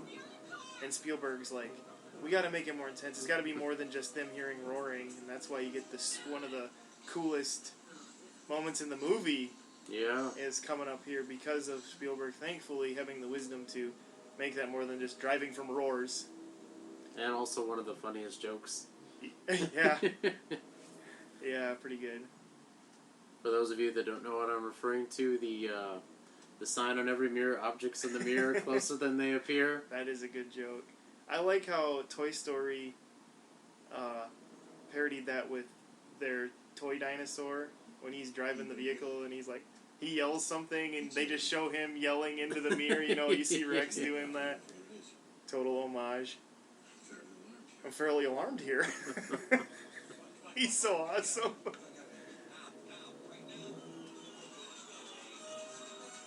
Yeah, imagine if this were just roaring, because this part here, where it just... Oh, that's cool.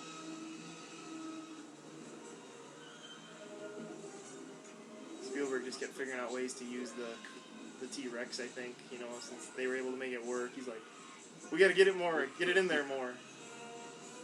Here it is. Well, it pretty much disappears after this. Doesn't, well, except for the end part, obviously. Yeah. Well, the gal might miss scene.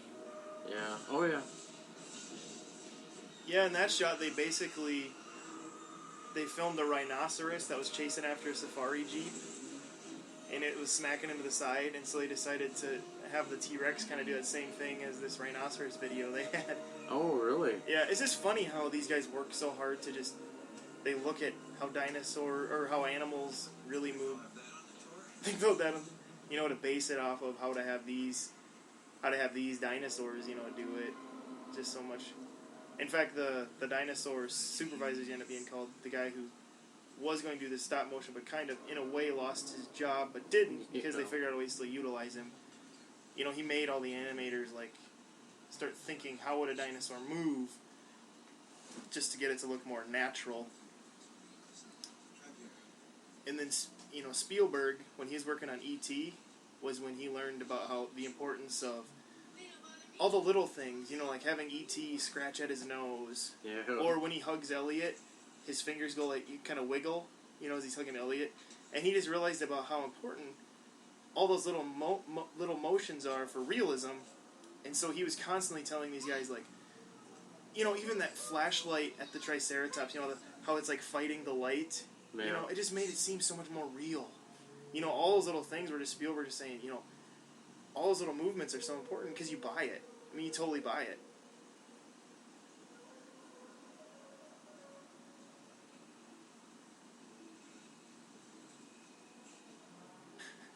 always thought this was one of the cool things where he mimics the Brachiosaurus. That's so funny.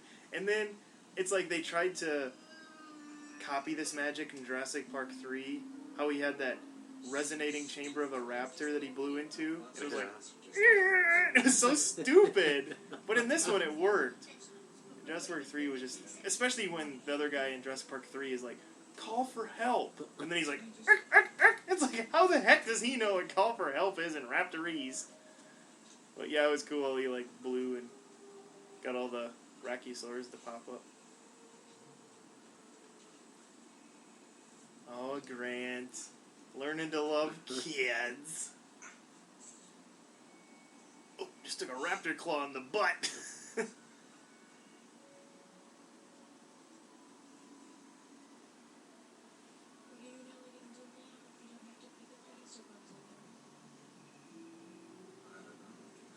That's the other thing too. Like,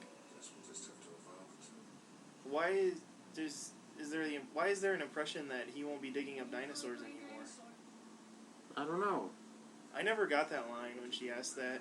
I don't think he actually takes it seriously. Like, I don't think he thinks he's out of a job. I'm sure it's just, a kid thinking. Oh, because of how they went, I think we're out of the job, because of the fact that he's made real dinosaurs, they won't be needed. I see, sure.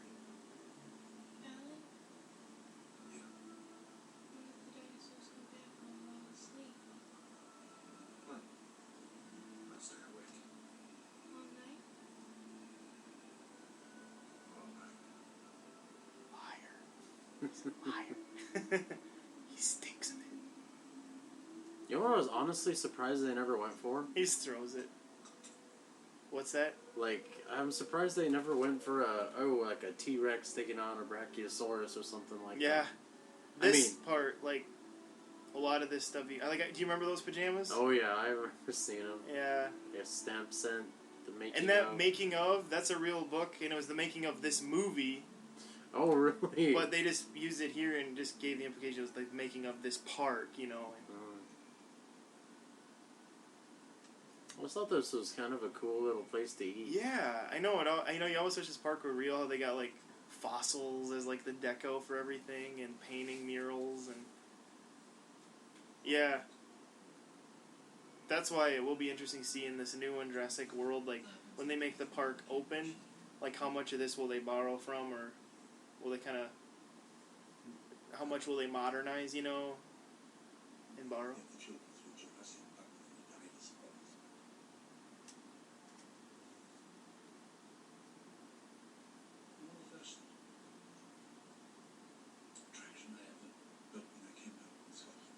Yeah, this scene gives you more of a heart for him too. Like, he had a flea circus, but the fleas weren't real, and he was determined to make something real. It just sets up more of that, his determination to give a wonder to the world. Yeah.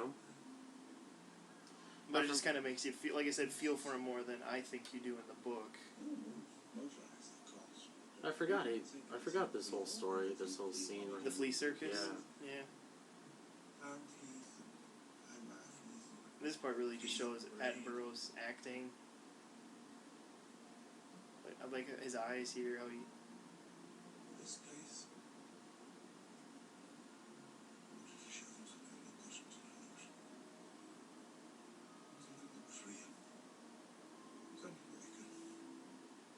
Makes you wonder how he went from like the owner of a flea circus to the head of this giant billion-dollar corporation. Well, that's what I was just trying to think too. I don't think he runs InGen. Don't they just kind of help him back the park? I think he's on the board or something. Yeah, I think he's like I think he owns like a majority of the company. Oh, okay, I see. But he's not like the CEO. Oh yeah, because in Lost World he kind of gets like bought out. Isn't that kind of the deal? His nephew kind of. Yeah, his nephew takes over. Yeah, that's right. In InGen, Crichton uses that because in like 3 different languages, the word InGen means nobody, and so he just thought it was kind of funny, just since he made a fake company. I think it's in the second book. They just say that the company went bankrupt. I think that's what happened in the park field. Which if this little interaction too, how you know, she's trying to just reality check him when he just still has this, like, hope of holding on to it. And she's like, you're trying to control something that's uncontrollable. Don't you care that people are dying and your grandkids are out there? You know, it's like Hammond still wasn't getting it. She had to just slap him around a little bit. This is actually a really underappreciated scene. Yeah, he honestly doesn't care too much about his grandchildren. It's like, oh, well, they're out there. Yeah, that is definitely the one flaw they give in the movie, is like he doesn't seem to care about his grandchildren enough, you know, like, or how much as he should. But I think Laura Dern really proves her acting in that scene too, you know, with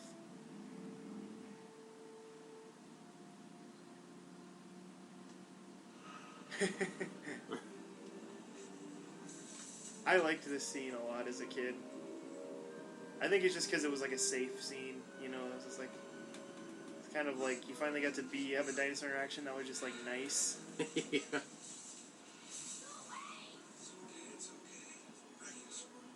I remember seeing this for the first time and going, wow, is that really how small its head was? For such an insanely large body, it's just... And just had a 30-foot neck.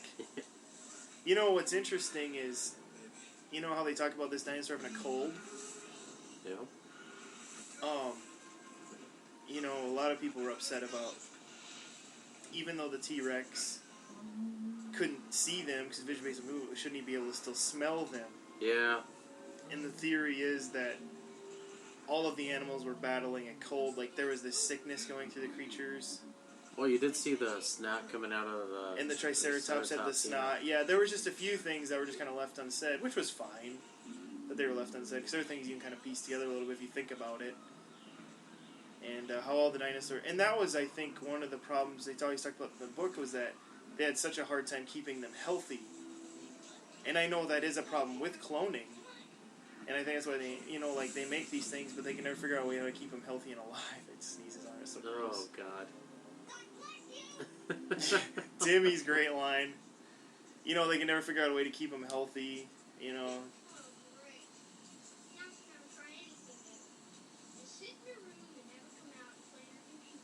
But, as Malcolm says, life finds a way, right, Dakota?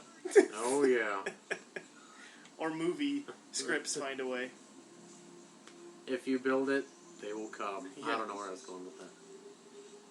Look at that, they're breeding in the wild. The dinosaurs are breeding. I was wondering what sort of... Did they say what kind of dinosaur that was supposed to be? No. But this is where you find out, you know, like how they could breed in the wild, how life was able to find a way, and it's because they used frog DNA, and if they use the frog, that can change its sex. Yeah. It's kind of a, you know... Some West African frogs have been known to spontaneously change sex. Yeah, I don't know. I don't think it's a raptor egg or anything. I don't know if it's... Maybe it's those little compies that are in Lost World. Oh, yeah. Those little evil chicken things.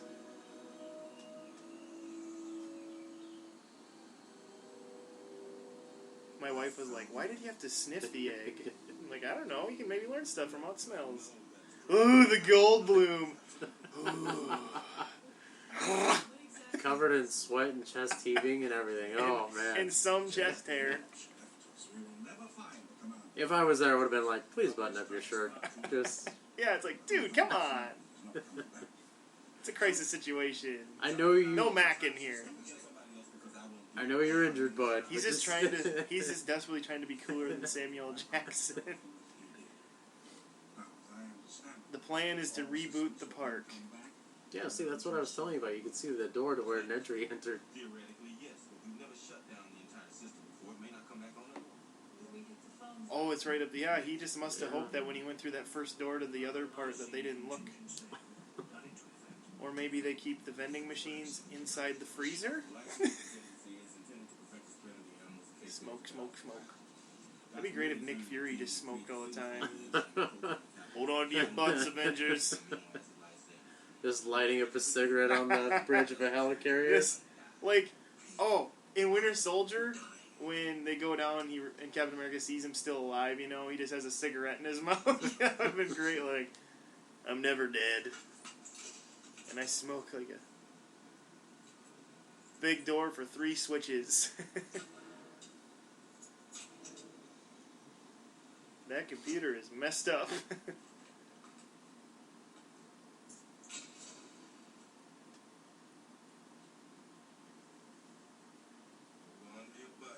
Hold on to your butts. He's got to say it every chance he gets.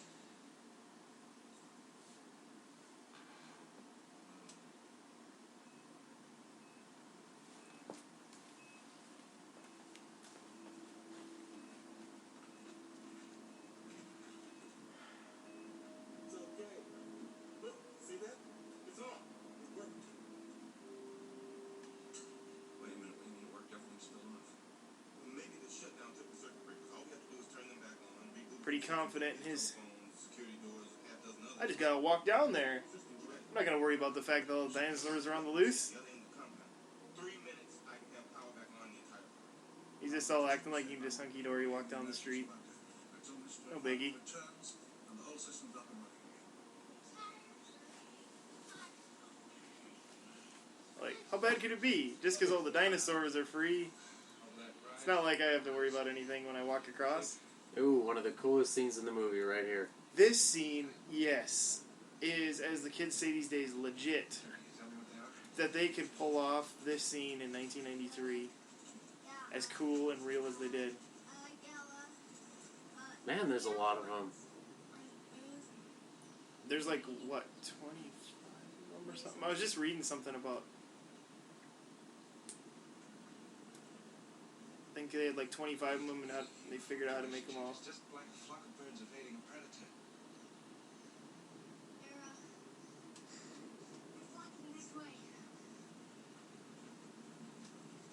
Kind of like an ostrich, how they kind of made them.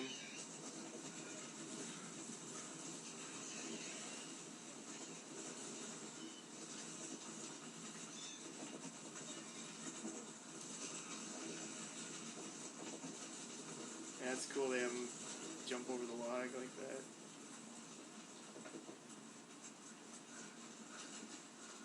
I think it's odd they're doing maneuvers like that to avoid a predator when it's like, you think they'd be able to see a T-Rex coming? Or sense it. Yeah. That T-Rex is sure enjoying killing, isn't he? Yeah. Get busy living or get busy dying. He's like, yeah, this is what I do, I hunt. Yeah, you kind of get the impression that all the T-Rex does is like, he's just like a total thug. And it's like, I find it, I kill it. It's like, you'd think there'd be a point when, like, you know how, like, a lion will just lay there as zebras go by because he's like, oh, I'm not hungry right now. But the T-Rex is like, no, I'm gonna eat it. He just eats everything.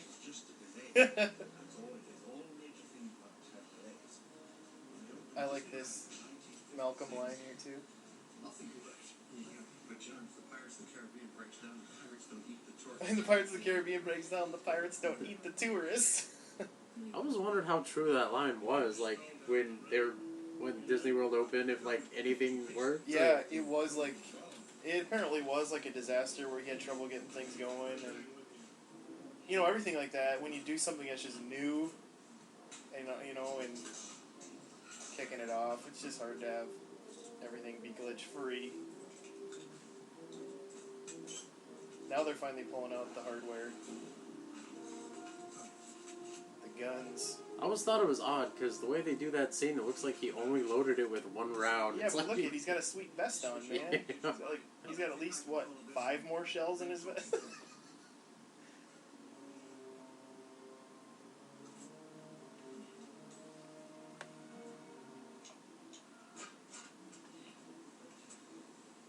These walkie-talkies are pretty cool.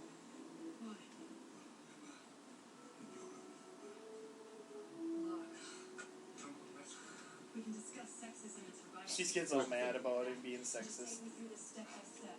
I want you to know clearly.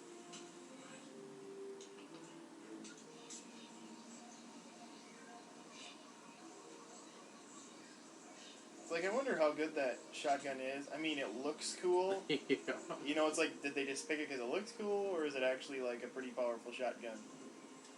Comparatively. Maybe it's just handier to walk around with than, like, a traditional one. I have seen. Look at it. Just shredded open.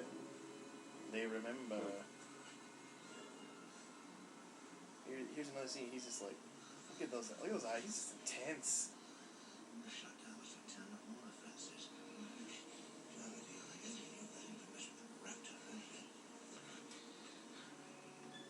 Hat's coming off. So you know he's thinking hard. So Nedry left the pen for the raptors with the fence still going, but not the T-Rex? That seems like a huge flaw.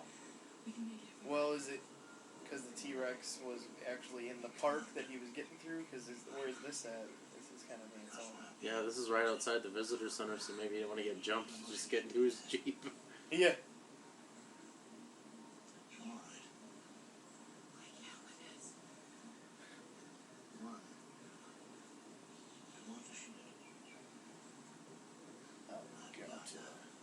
I love that. I've got to. He's just like all. He's just all Mr. Hunter here, not realizing he's actually being hunted. There seems like there's a path there, but it seems like a very awkward path to use when you gotta hop and jump over every other thing. Somebody needs to clear that! Where is Mr. Arnold? He said 3 minutes. Big liar. Ahead of you is a metal staircase. Go down. Malcolm's just like mad at like how slowly he's walking her through it. Come to a T-junction. Take a left. I understand how to read a schematic. A schematic.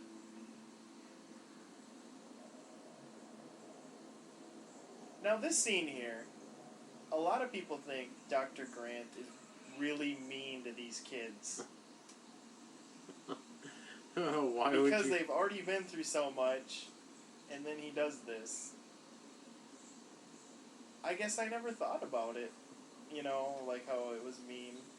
Maybe it's just because he doesn't know how to act around children, because he's... I guess it means a pound. So he thinks it's funny. Well, you gotta keep a sense of humor about you. And I mean, and the other thing too is Timmy afterwards says he thinks it's funny. That's not funny. That was great. He didn't seem to try very hard to bite through, I didn't think. He's like, come on, just bite it! Bite it. Get Timmy up there. Look at the little buck teeth. Get him.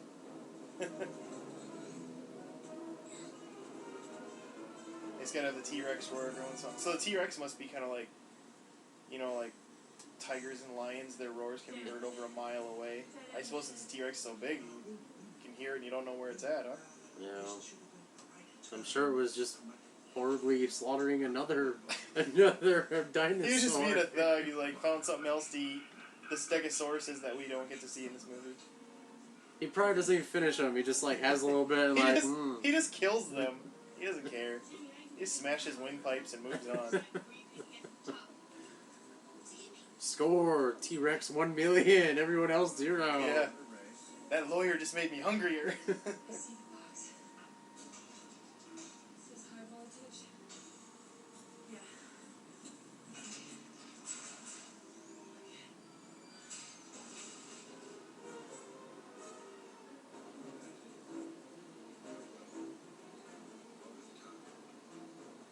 Another intensity building scene where you got kids going over a fence and she's within 2 minutes of getting the park back online. You can't throw Like, the main switch. oh man. You've got to pump up the primer handle in order to get the charge. It's large, flat, and grey. Alright, here I go, okay?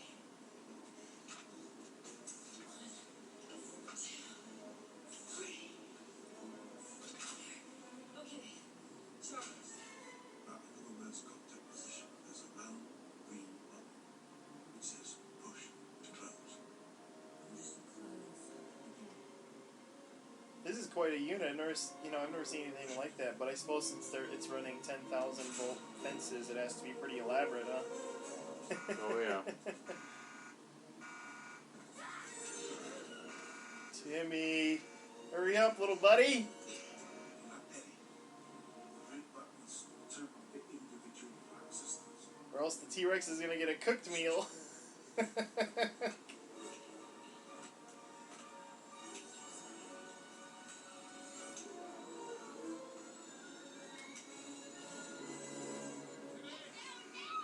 got you.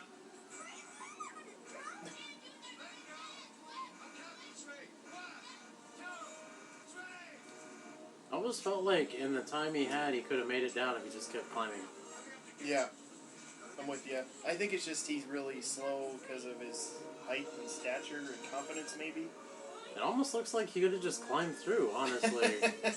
Yeah, he could have fit through the hole. But then he wouldn't have been shocked.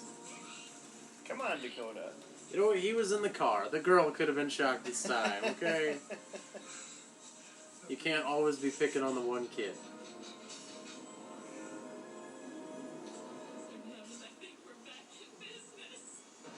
Yeah, that part always scared the crap out of me as a kid, when that raptor just busts through there.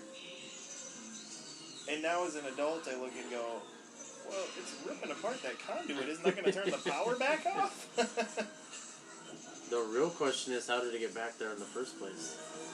Oh, Mr. Arnold, he's here to help. Good. I always wondered why with the hand. Why the arm would be up like Yeah. that? Who knows? The raptor said it there just to scare her. He's like, oh, that'd be so funny if I put it there.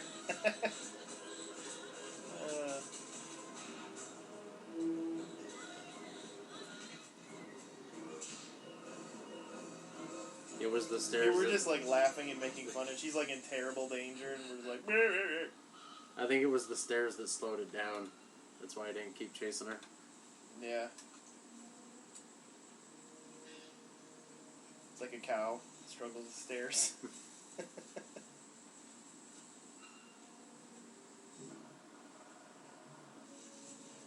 Oh. What what Muldoon needs to be asking himself right now is, why isn't that T-Rex or that raptor coming after me? But he isn't thinking about it.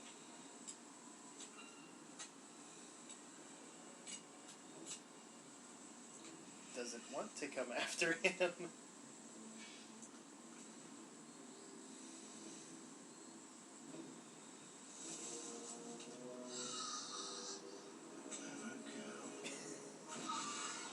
Another great line. There's a lot of good lines in this movie.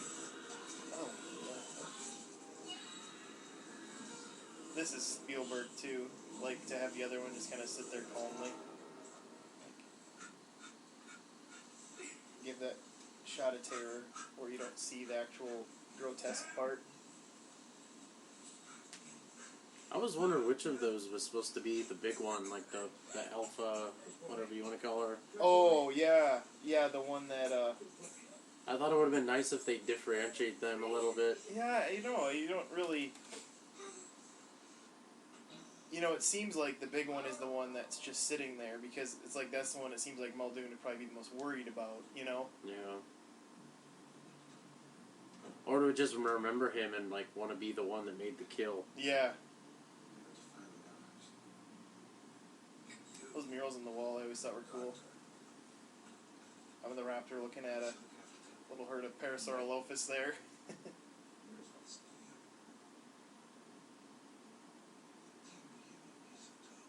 Tim McPiece of toast. Vex me. I promise. He left us. He left us. You know, I remember when they showed this film on NBC, they had a little, like, some making of stuff. Yeah, they showed a documentary making of before it aired. How kind of someone to leave all that food out for them. It's the one that's hosted by James Earl Jones. Yeah. It's probably on the special features of this. But they talk about how apparently in the script it was supposed to be that Muldoon guy that showed up and blasted the raptors away and saved everybody. Oh, really? Yeah. But apparently Steven Spielberg was, I have another idea. clever girl. Because he's always coming up with ideas.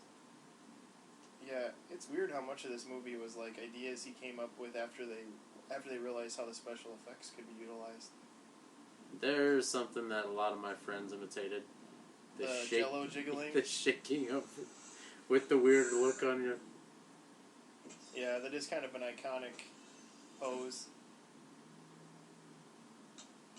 And I heard that she had trouble shaking her arm, like, to make it do that, so there was a guy actually off camera shaking her arm. Wow. Because this is cool here, too.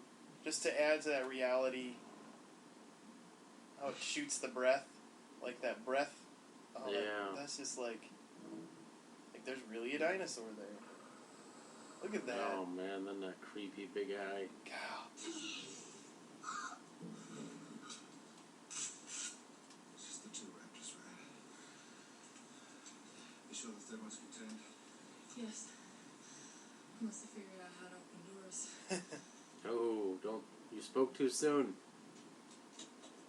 Life finds a way.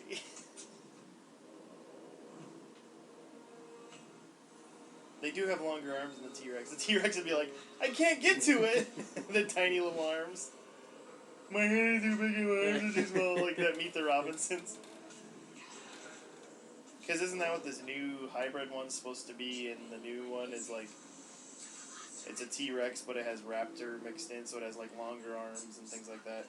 Oh, yeah. With the giant freaking claws on the... Yeah, see how that plays out. Wow, only 10 more days. And that'll be up.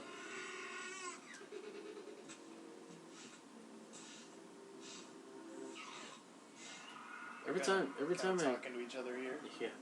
Every time I see this, I think of what was the Weird Al Yankovic song that made fun of this? Oh, Jurassic Park. It was a parody of MacArthur Park. That Jurassic Park is scary in the dark. Yeah.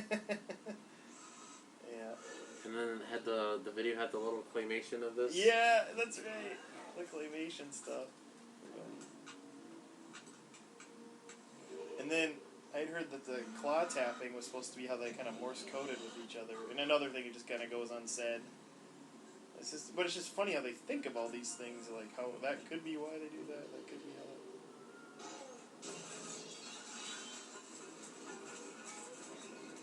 This I always thought was like, pops his head out.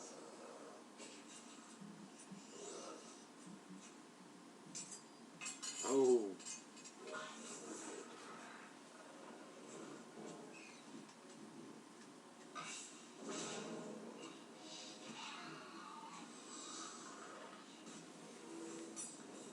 Yes, Spielberg, he wanted the raptors to be like 10 foot tall in this movie, and they're all like, yeah, but the raptors weren't that tall in real life. Well, then after the movie came out, they discovered a new fossil that it was now called the Utahraptor, and sure enough, it was 10 feet tall.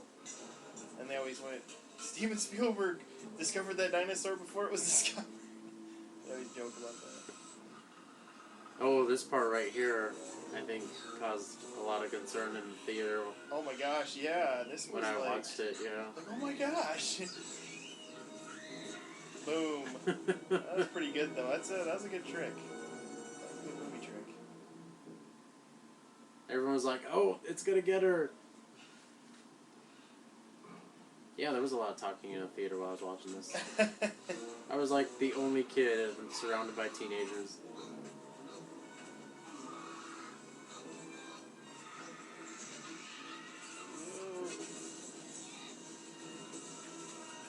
His Nikes are slipping. Oh, God, that always got me too. Oh, it jumped like that. I love how she locks it in there.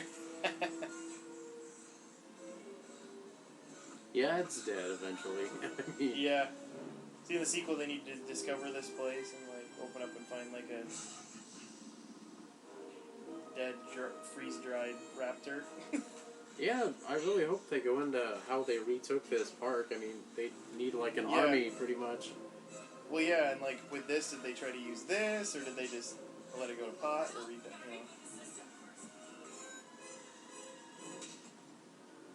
Like they just hired a bunch of mercenaries to come in. This is great.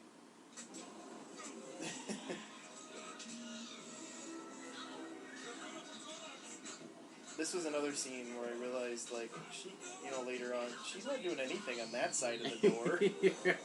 It's the other side that gives you the leverage of the push there. It's like no one I'm thinks... making sure the hinges don't break! No one thinks to grab the gun. But it's okay, she knows a Unix system, which is total 90s reference. It's great. She's a hacker, though. Yeah. You know, kids today look at this and are like, wow, this is some really horrible computer There's crap. got to be an app for that. Where's the reboot app? I love though there's a zoology division. Great. She's using an actual mouse? Look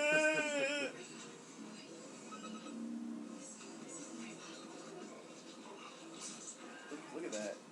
Those little claws.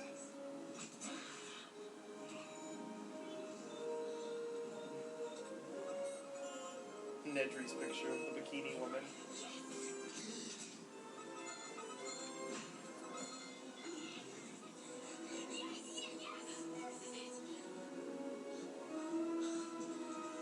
What works? Security systems. We got it. It's a good thing she snapped out of her post-traumatic stress in time to fix Just everything. in time. Yeah. The computer is where she feels home, so The phones work. Children alive. all of a sudden he cares about the children. I always thought it would have been funny if he's like, good, the kids are safe, and just ran out of the room and left Malcolm behind. Yeah. He hates Malcolm anyway, right? Must be slugs. There's just 3 holes in the window. Yeah, I don't think Buckshot's gonna do much aside from annoy these dinosaurs. Yeah, but pellets are going to do less. Yeah.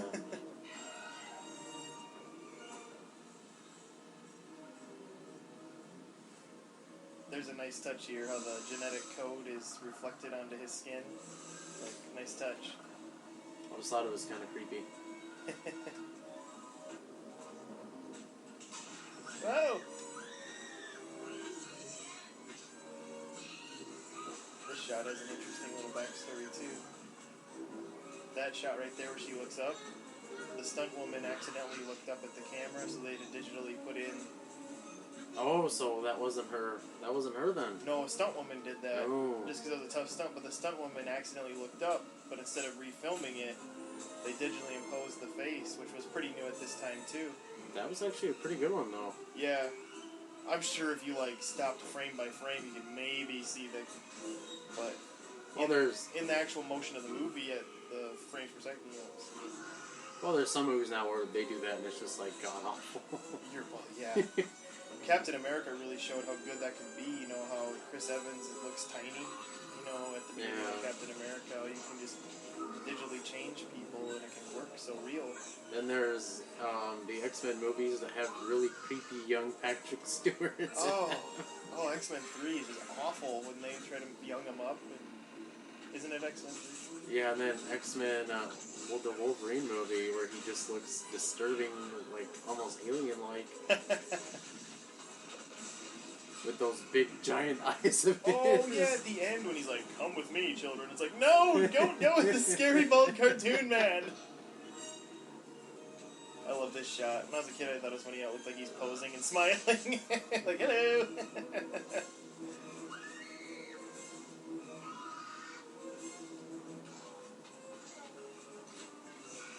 This shot has an interesting history too. I'll let it play out and explain it. Another Spielberg change.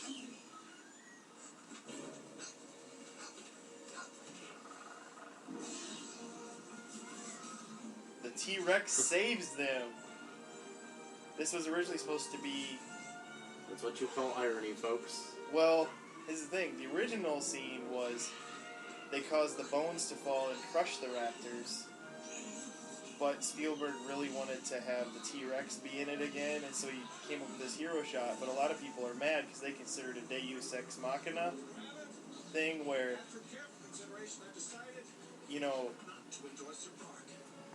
So they're getting out of the situation and nothing to do with anything they did. It was just pure luck. And, you know, people call that Deus Ex Machina or whatever. But heck, who cares? It's cool. It works in this movie. It just doesn't always work, but it works in this. Because then you have this sweet shot, too. When dinosaurs ruled the Earth, Paul. That's awesome, man. Wow, I didn't really And I notice. like how there's splatter over the logo. It's kind of symbolic, too. Just a lot of cool little things. I didn't notice that before, but the scars on that T-Rex are really extensive. Where the raptors, like, ripped at it. Yeah. Yeah, you can see yep. Apparently, there is a thing to this whole Blu-ray thing. You can see Grant almost give him a minute there, but then's like, no, we need to get out of here.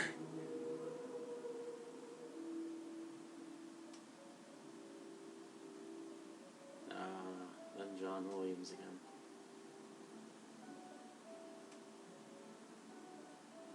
This music is actually a little misleading. It kind of makes you think everything's okay.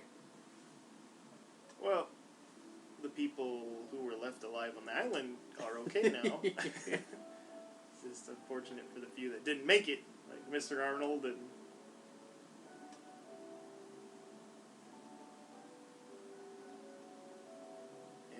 Muldoon and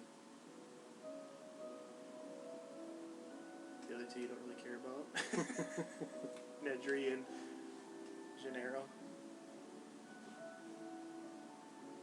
He loves kids now. There's something.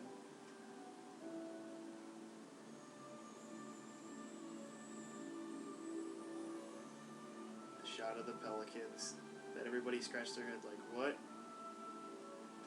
And all it was really supposed to mean was like Grant kind of realizing dinosaurs, did move on. They became birds. Okay. Cool music though. And just like Indiana Jones, you go into the sunset. Actually, it'd be a sunrise, wouldn't it? Yeah, it'd be sunrise. Ah, what an awesome movie. I just forget that Crichton did the screenplay with this, with David Koepp. Didn't do very many good screenplays, in my opinion. I don't think a lot of people... Gerald Molan, that's who that Triceratops doctor played. Sorry, go ahead. I was going to say, I don't think a lot of people know this, but wasn't the film rights to the book sold before the book was even published? Yeah. Studios were desperate for it, because Mike Crichton already had, a history of good story stuff, and he had told Spielberg about it some years before, and Spielberg perked up and was like, I want that. But he didn't give it to him right away. It was actually taken around to a bunch of studios, but Crichton in the back of his head always thought, Steven should have this. He's the one I told about it when we were working on something else. Yeah, I'm trying to remember. And sure enough, Universal bought it for $2 million. And I'm trying to remember. It was Fox and Warner Brothers both had different directors they wanted for this, wasn't it? Yeah, I don't remember who they were thinking they could have do it, but I want to say the Warner Brothers one was Tim Burton. You're right. I had heard that before, that they were going to bring on Tim Burton because he would have been coming off his Batmans. Which we would have been looking at a really probably dark, bloody movie, really. It probably would have had been dark and more eccentric. Oh, good Lord, Danny Elfman would have done the music. Which probably wouldn't have been quite as memorable. Come on, it would have sucked. Come on. Although Stan Winston probably would have had more reign over everything. It's just hard to believe it would have looked this good if anyone else would have done it with Spielberg. Because Spielberg was really the push.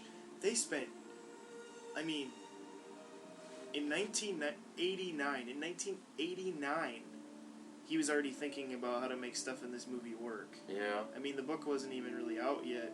And then they spent 2 years just working on how to do the dinosaurs. Yeah. And make them look real. And I don't think, Burton could have put that much time into it, or anyone else really, but Spielberg was willing to. And in fact, Spielberg was so confident in this movie that when filming wrapped, he basically gave the reins of post-production over to George Lucas and went and filmed Schindler's List. Yeah, I heard that... he basically did them back-to-back. I always thought that was odd, because you don't ever hear George Lucas's name mentioned on this movie, but... At the end, there's a special thanks. But supposedly he was responsible for editing it, overseeing the special effects work. Well, ILM was doing the special effects anyway, and so Lucas would already had his hand in it anyway. But yeah, he pretty much oversaw the editing and that part of it. But it still has, everything is still the Spielberg touch. Lucas just basically kind of pieced it together and finished it up for him so that he could go do his, he actually did 2 back-to-back dream projects. Spielberg really wanted to do this, and he really wanted to make Schindler's List, and here he did them both in the same year. Yeah. And really cemented his reign of arguably greatest director we've ever seen, Yeah. Just because, look at that. He was able to go from a visual effects treat where they're still trying to top this, to Schindler's List, which is like the bar for amazing biopic drama that is so real it's hard to watch again. Yeah, it's...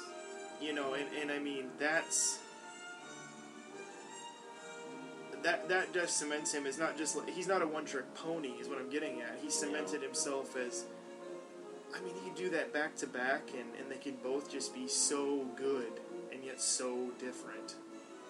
And then obviously he proved himself in the past. He did Jaws and the Indiana Joneses, but he was also able to do things like Color Purple, And so I guess he'd already kind of shown that a little bit, but the fact that he could just do 2 in the same year that are so different with hardly any turnaround is amazing. Yeah, was it after Schindler's List he took a break and then he came out with Saving Private Ryan? Was it that long of a break of directing? Obviously he produced. Yeah, it was when he and what's her name, Kate Capshaw, had kids. There it is, Richard Kiley.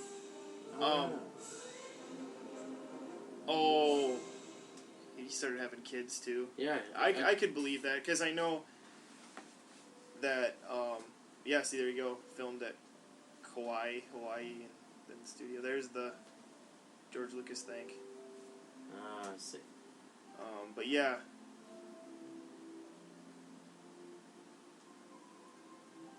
Yeah, he did have kids, and then he kind of mellowed out after kids, where he doesn't quite get quite as ambitious with things he decides to do in his movies. And I'm not talking about necessarily visual feats, but story things. He's a little more worried, I think, now that he's a father, how he does things. But anyway, we better wrap it up. It's going to end on us here because we keep talking, but what a great movie.